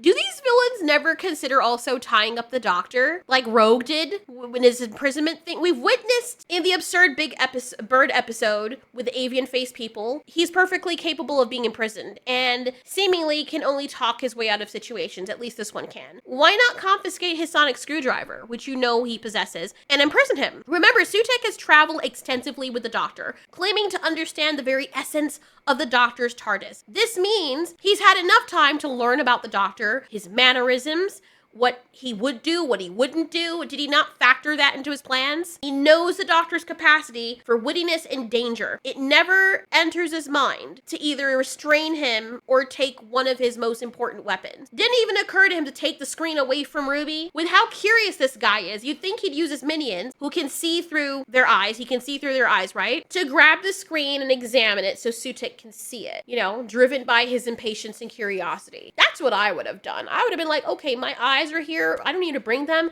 Give it to me. I'll freaking kill you or kill your friend if you don't show it to me. It just felt really weird that they would draw this out like this when they could have easily done that back then. How do people not think beyond their noses when writing stuff like this? You know, there's convenience and then there's just plain stupidity.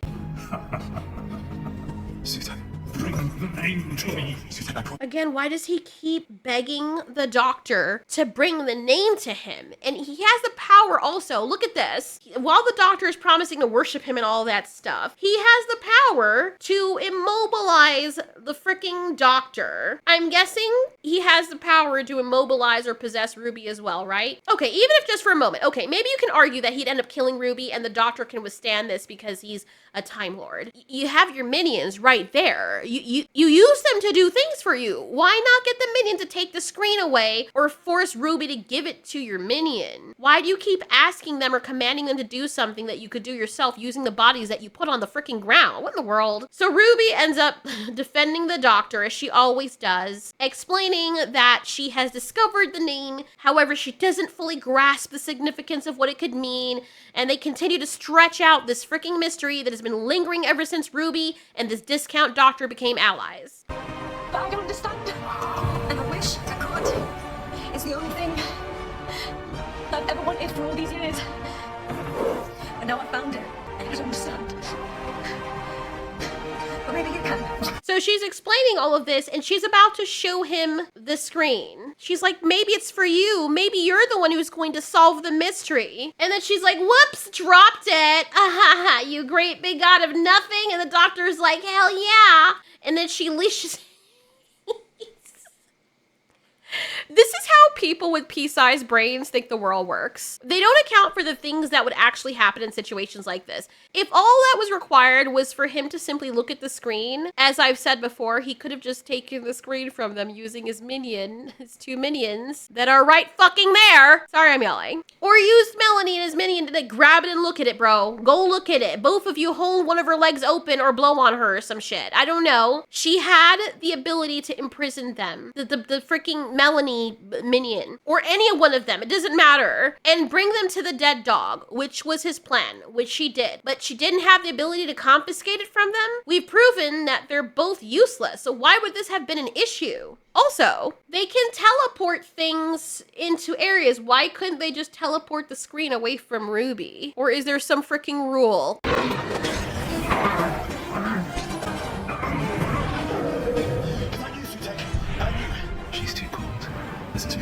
You traveled with this Melanie companion supposedly a long time ago, and yet you couldn't have picked up that something was wrong with her other than she's too cold?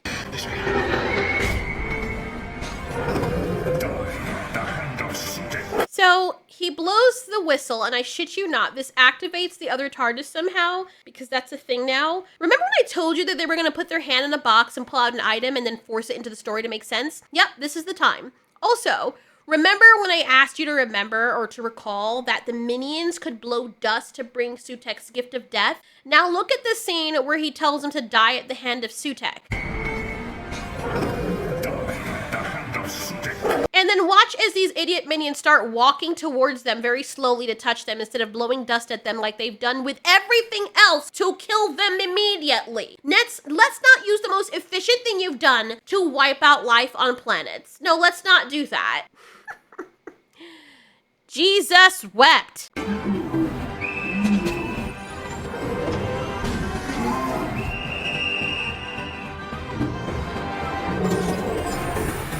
Fucking God. It is impossible to articulate the sheer excruciating awfulness of this script. Listening to it, let alone commenting on it, feels like an affront to the collective intelligence of humanity. It serves as a horrifying demonstration of how not to write something. Whatever the hell all of this is can easily be seen as the result of some deranged academic experiment designed to probe the limits of human tolerance for idiocy. The stupidity here is so freaking profound that it compels scientific investigation. Nothing this foolish has ever been documented at such an astronomical scale. This could very well become immortalized as a case study enshrined in the SCP Foundation as the most inane piece of writing ever produced in all of existence.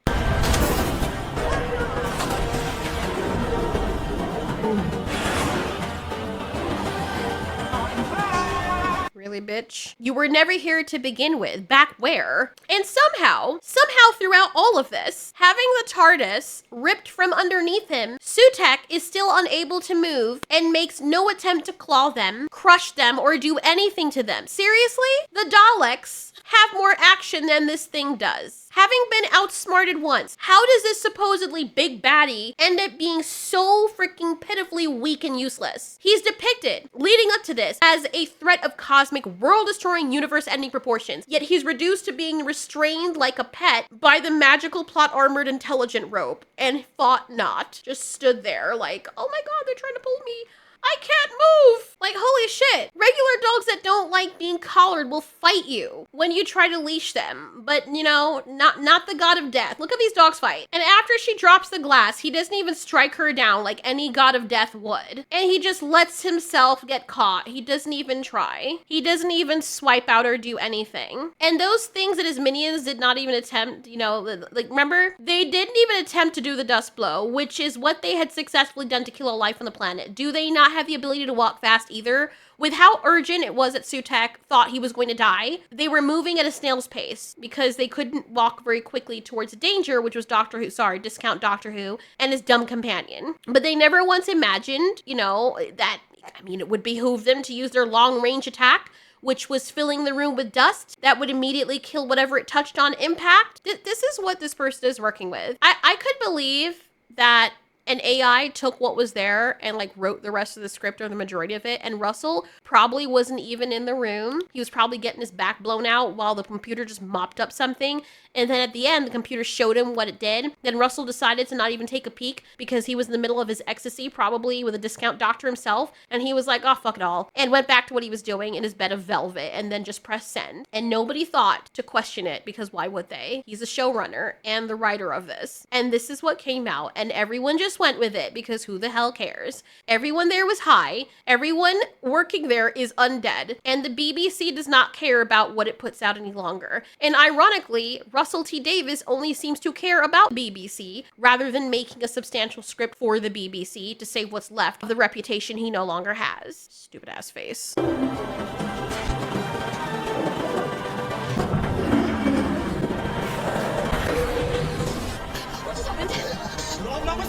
Left my whistle. You mean you love the plot armor? So if the whistle, he looks so dumb. If the whistle is so instrumental, why did we never ever see him use it before? Okay. Now, I know he probably used it in the classic Doctor Who because that was filled with memories and whatnot. You'd think that would be something that David Tennant would have if he was going to leave the sonic screwdriver in his TARDIS, that one episode where the TARDIS took off without him. It's not like it's the first time the TARDIS has stranded the Doctor. Did he lose it? If he can make freaking intelligent gloves, an intelligent rope, and intelligent random objects, couldn't he have remade the whistle if he lost it? The whistle just came out of thin air because the writer doesn't have a brain that's strong enough to put any effort into coming up with a better story or way to write the characters out of their conundrum. Even if it was an item that he used in the past, it was just like, oh, let's just mash all these things together that they can just use.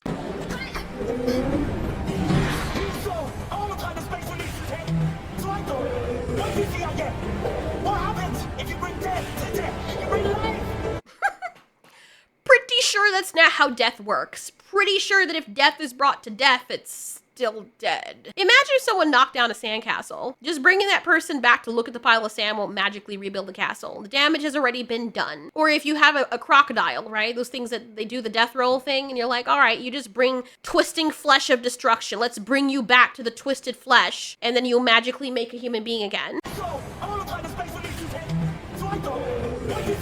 Sutekh is the god of death, who represents or causes death. So just bringing him back to the places he destroyed and the lives he took doesn't mean he has the power or ability to reverse those actions. And they imply that he'd be doing this against his will, right? If that were the case, and the Doctor, you know, would have known this all along, why was he crying then? Why wasn't the first thing on his mind to go get Sutekh and somehow bring him back to these worlds? He went all of his roundabout way before that clicked into his mind. With all the experience he has and the genius mind he has, it feels like this is forced as fuck, and like it was just written out of the ether without any care of the narrative. Like I said, case study for the pinnacle of human stupidity. And if Sutekh genuinely possesses this miraculous ability, Are we to believe that everybody who ever died, regardless of Sutek's direct involvement, would be resurrected? Are we talking about a mass revival of every single person?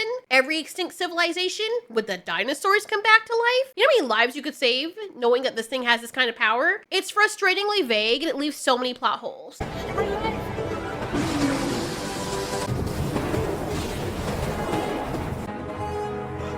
How ridiculously convenient was it that they could just wave a hand and resurrect everyone? What if as the dust spread across Earth, someone had a heart attack unrelated to the dust? Are they revived too? He said death, so that's supposed to cover all bases, right? And if someone was in the middle of dying from something else when this all went down, are they brought back only to continue dying, or are they magically healed of whatever it was they were dying from? According to the show's logic, wouldn't this essentially make everyone undead? If this god of death's powers are as sweeping, as they suggest, it would actually make more sense if every world he revived came back as zombies or the undead. So bringing the god of death back to all the places that he was before brought these people back to life, which essentially just reversed time because everyone is how they looked before that whole ordeal. Okay, sure. Bringing the so-called villain back to the places where he has been and brought death magically brings all these things back to life, right? And he had called down death across all the places where Doctor Who had been previously. Then why, in a place that had already been touched by his death, that you can see via the ashes on the ground, the piles of ashes, our poor unfortunate friends from UNIT that literally bit the dust, why weren't those people brought back when he brought Doctor and Ruby to him? Regardless, okay, this is still a place where death is. How long after he brings death is he required to stay away before he can activate life? By being there. By Discount Sam's Club's doctor's logic, all the people in the area should have come back, right? Or does this just happen when he's in the vortex? Does the vortex only cover the path of everywhere the doctor's been? Because call me crazy, but I don't think that's how it would work. I could be wrong though. However, if I'm not wrong, as they're passing through the vortex and Sutek is passing over the areas where he's been and is bringing life to those areas, wouldn't it also be possible that he's passing over areas where the doctor has not been, consequently bringing death to those areas? As you travel through the vortex, you're not actually visiting these worlds. Instead, he tears through the fabric of time and space, which the Doctor couldn't have known he would have done. His power inadvertently spills out. Doctor isn't landing anywhere either. This only seemed to have happened when they landed on areas. They said that before. But okay, they stay in the vortex and don't land on these worlds. And so he rips the time thing and all his power comes out. The power, right, this specific power for Sutek, restores life to regions where he previously caused death. So again, consequently, it implies that in areas where he had not previously brought death, his power is now unintentionally causing it. So, we see that all the people, including Chidozi, back at the unit are fine, and the swelling music is playing, which is just freaking cringe at this point because there's nothing inspiring or happy about this. It just seems stupid and insulting. The old lady and the grandmother is back. Everyone is celebrating. And so old dude declares, why are they all standing like they're freaking shooting a music album or they're posing for a freaking music photo? What is going on with Rose's stomach? What the hell is happening here? Looks like she's wearing a Ninja Turtle under her clothes.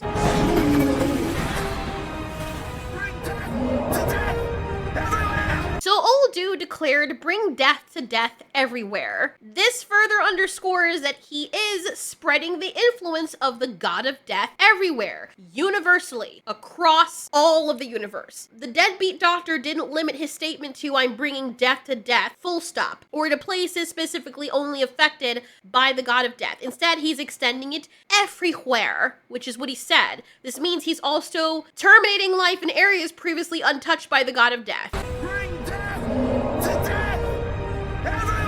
And how do you control that, sir? How do you control that? You're not even landing on these worlds. Are you making the conscious decision to go to these places? Why do they even specify that it's where he landed?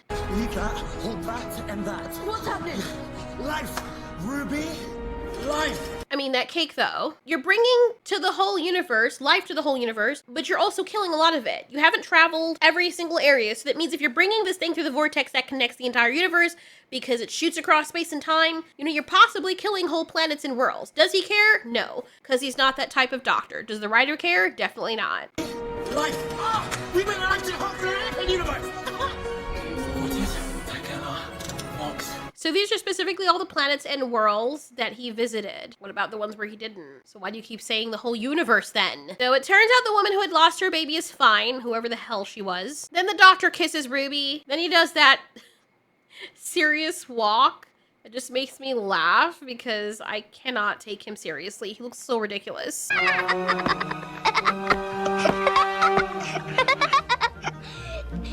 look so ridiculous.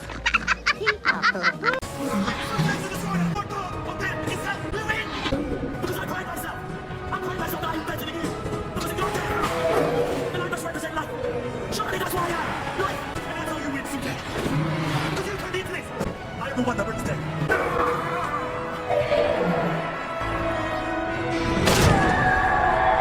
And somehow closing the doors cuts the rope, sure. And then guess what happens after this? Guess what happens? So Ted dies, the doctor cries, and then needs to be comforted. But I'm still me. I've still got my memories, my family. All of that's still true, is it? Absolutely. You are who you are. And somehow all the Susans still exist, even though the god of death is dead and they were born from him. It doesn't make any sense that she continues to exist, but it doesn't matter because, as I said, this is a case study in supreme idiocy. It's not supposed to make sense. It just falls apart if you breathe on it. Look at it too long, even glance at it. Do you make this tea? I did, yes. Don't make it. I love him. Oh, wow. It's the way he said it. He's like, did you make this tea? Yes, I made the tea. She's all proud. Don't make the tea.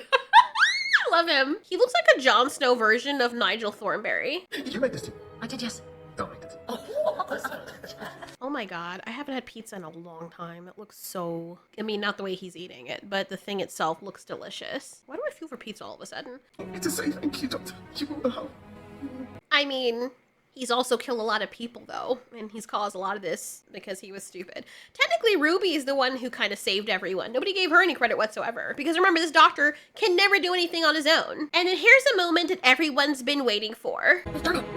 DNA retrieval, 100%. I'm sorry, what were they retrieving exactly? Because didn't they already do a scan of her and do all this before when did they not take her DNA ahead of time trying to figure out who her mom was? If they could have done this all along, why didn't they do it? I thought that would have been the first things they did when they were at unit talking about this. Why are they even showcasing that they're retrieving DNA and then nobody thought to do this before? Again, am I missing something or am I slow?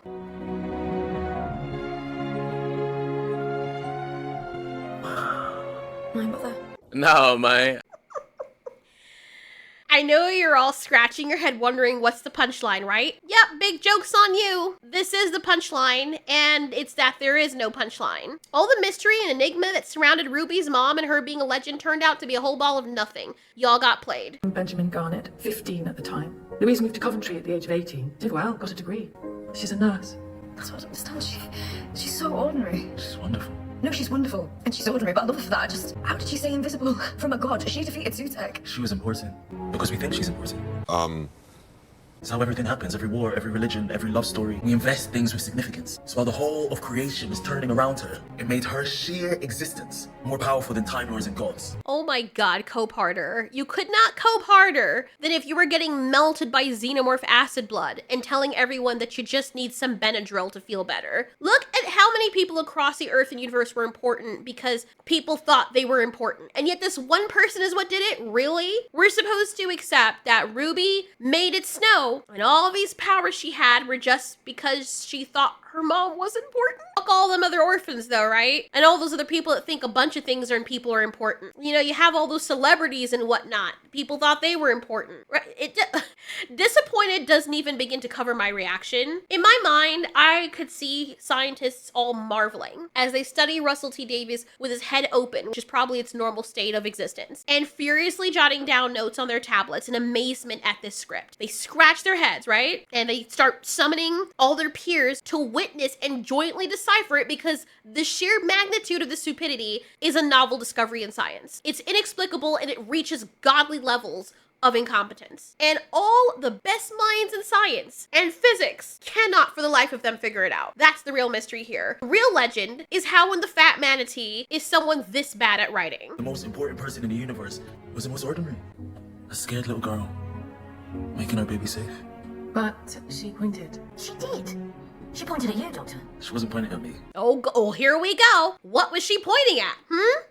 What exactly was she? Here's the real mystery, right? Let's just say, we knew that this is what happened, when in fact, that's not the real answer. This is the part where we're gonna expect them to be all like in suspense, like, wait a minute, yeah, this is feeling like a Mr. Robot episode. I think we're still stuck in the freaking Matrix. So let's get the reveal. Because we cleaned up the VHS, behind me was that lamppost. So? It was a signpost. She was pointing out the name of the road. She was naming you.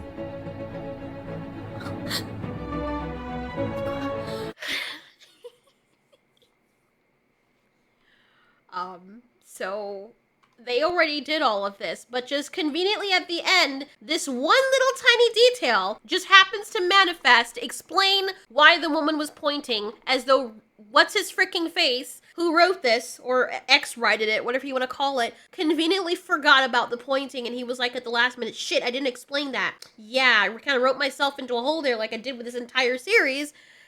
Let's just put a sign there. Just, whatever, that's the one detail we missed, even though we got everything wonderfully right. So they were able to clean up the VHS. Listen very carefully. They were able to clean up the VHS to get this very tiny detail, yet they could not see her face still. Take a look.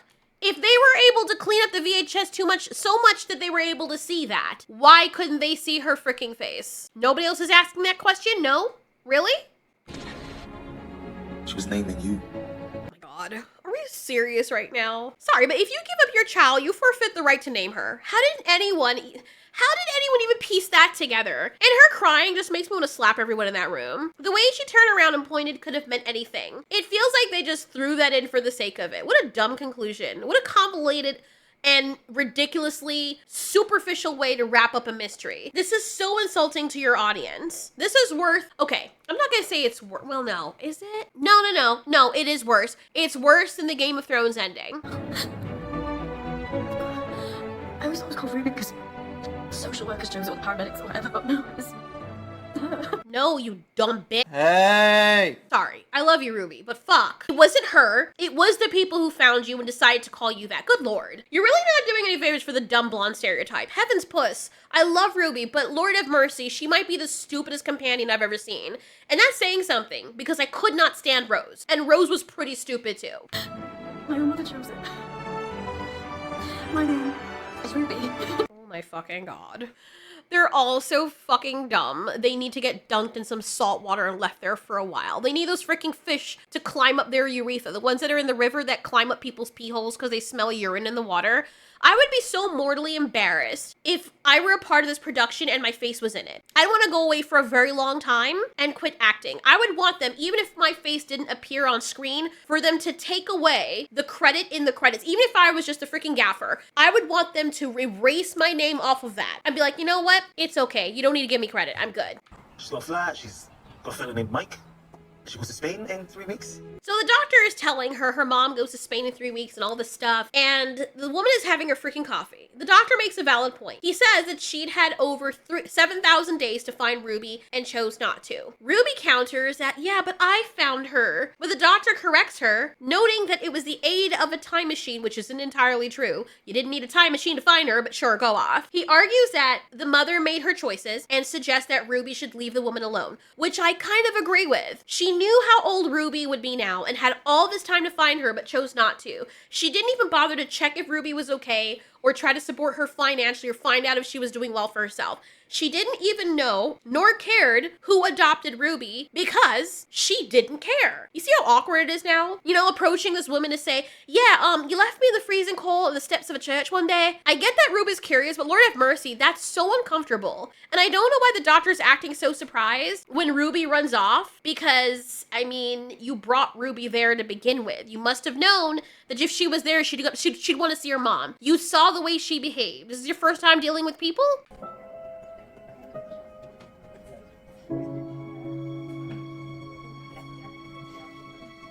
Ruby? That's me. The woman didn't look as though she had any recognition and like, oh, I named you Ruby. Oh my god. She was just like, okay, this woman's name is Ruby. Why the fuck is she staring at me? I was named after a road. Ruby Road. You left me by a church. 19 years ago. Oh my God. You left me where I was safe. And I just want to say thank you. I'm sorry. I'm so sorry. While the scene was beautifully raw and emotional, it did make me tear up, making, you know, like, this made the whole thing kind of okay, sort of. Not the rest of it. I felt like I wanted to put this in a bubble by itself, like it belonged to some other movie or show. This was the best part of the entire season. But it did feel grossly out of place in what was supposed to be a Doctor Who series. I know we've had moments like this in Doctor Who, but this specific part of it just felt like it didn't need to be in it. Like, this should have been its own movie. And I felt like it would have done well because, first of all, this character is so likable. I don't know if she's like that in real life, but she's so adorable. And having this adventure, you know, had this been a different type of drama where Ruby was traveling with a friend, which is the Doctor, and this was a culmination of their journey when they decide to part ways, like, he meets her, she meets him, they go on adventures, they have drama, comedy, and then at the end of it, he helps her find her mom. You know, this would have all made sense. And I felt bad for the mother because at that moment you could tell she felt like her sins were like coming back to bite her in the ass. She was like, oh God.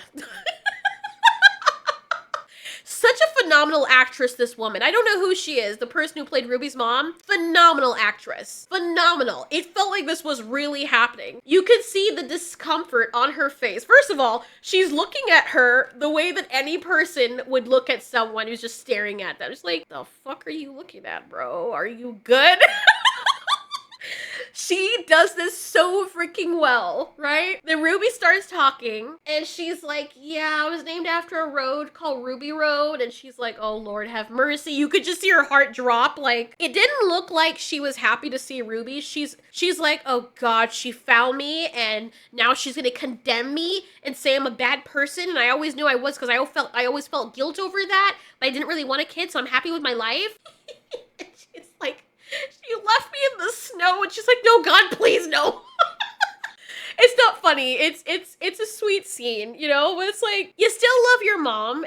But Ruby's so sweet. She was like, yeah, you left me where I was safe. I mean, she left you in the freezing cold while it was snowing on the foot of a church, which people pointed out to me was not the same thing as putting a child up for adoption the right way. I mean, of all the times you could, I know it was probably an emergency, but dude, did you give birth to the baby by itself, like by yourself somewhere? I mean, did you not go to a hospital? Because if you were at a hospital, I'd expect that maybe if you're like, no, I don't want the baby, they couldn't force you to take the baby. Or maybe they do. I don't know how it works. She would have known giving birth to the baby she didn't want it. But Ruby was very sweet because, of course, any child would be in that situation. But this portrayal was unusually sweet. But from what I've researched about real life reunions, they don't often go as smoothly. Many of these kids who seek out their biological parents with the help of private investigators are met with rejection, sometimes very painfully so. The biological mother or father either denies them, like, I don't know who you are, I didn't have any kids, or they get very defensive to a point where they're even telling the biological kids to fuck off and that they're like breaching their privacy or crossing a boundary. They have a whole other family with new kids, and it's very painful for the biological kid because now not only did you not know what happened and why your parents left you, but now you go and find them thinking it's going to be all romantic, beautiful roses and a Disney ending like this, only to be hurt even worse because now you don't have that angelic view of your parent anymore. Now the last thing you have on your mind is your biological mother telling you to fuck off after she's had a completely different family and kept them, you know, because she didn't want you contacting her, which is why through the adoption agency, they can sign a thing that says they don't want any contact whatsoever. You have to respect that. I mean, I get it. Like, dude, it's very painful. It is very painful. But let sleeping dogs lie. If your parents put you up for adoptions for a reason, if they did not want to be contacted, trying to find a private investigator to reach them is, I feel like, asking for trouble. I feel like if I were to find out that I was adopted tomorrow, at this point, all I would say is, okay, that makes a lot of sense. And I would keep it there, because in my mind, if my parents put me up for adoption, it was for a fucking reason. They're teenagers that are 13 that make it work when they have a child, unless their parents, of course, force them through that whole process to give away the child. But the 15-year-old did not want to deal with that because she wasn't equipped to deal with it. And when she became 18, and she probably was, she chose not to, which is what the doctor was saying. I know I'm being super cynical with that, and I know people have all these other good stories and stuff, but that is the reality of how things work sometimes. And I feel like people should know that before they go out and decide to do that, and then they get hurt, and it ruins them. But it all worked out for Ruby in the end, because it would have been sad otherwise. I always thought I should get in touch.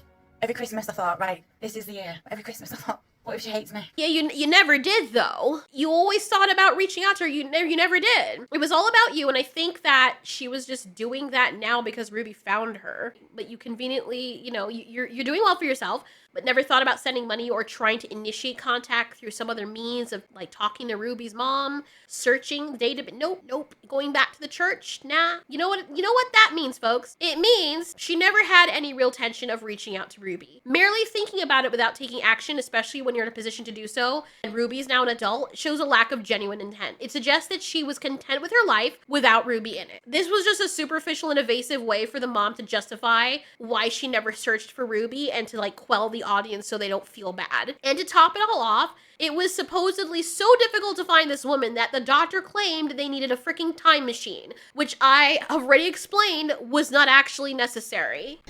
I'll catch you up in a midnight, and then we can head off, you and me.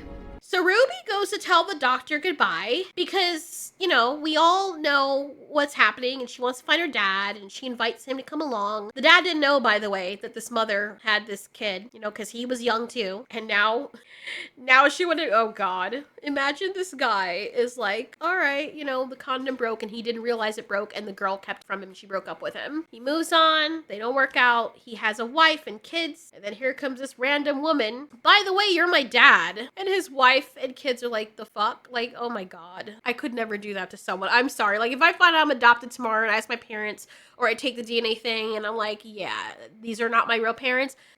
Nope, not doing that. I feel like that's so selfish. That's just me. But I'm looking at the scene with Ruby sweetly just looking at the doctor, and the only thing I'm thinking of in the scene is, good Lord, that phone is freaking massive. It's like she's holding a tractor trailer in her hands. What kind of phone is this? And why is it so freaking huge? It's like a kaiju, bro. Look at it. It's bigger than a freaking calculator. Where would you put that? I mean, at this point, it's bigger than her freaking face. So anyway, the doctor says that Ruby's changed him because he never really used to talk about family and now he does. And they hug. Will I ever see her again? Of course you will. Of course you will. Freaking lie. Then she's like, your own granddaughter, you left her and you never went back. Accusing. And he said that was my mistake. No, it wasn't. It wasn't a mistake. You did it on purpose.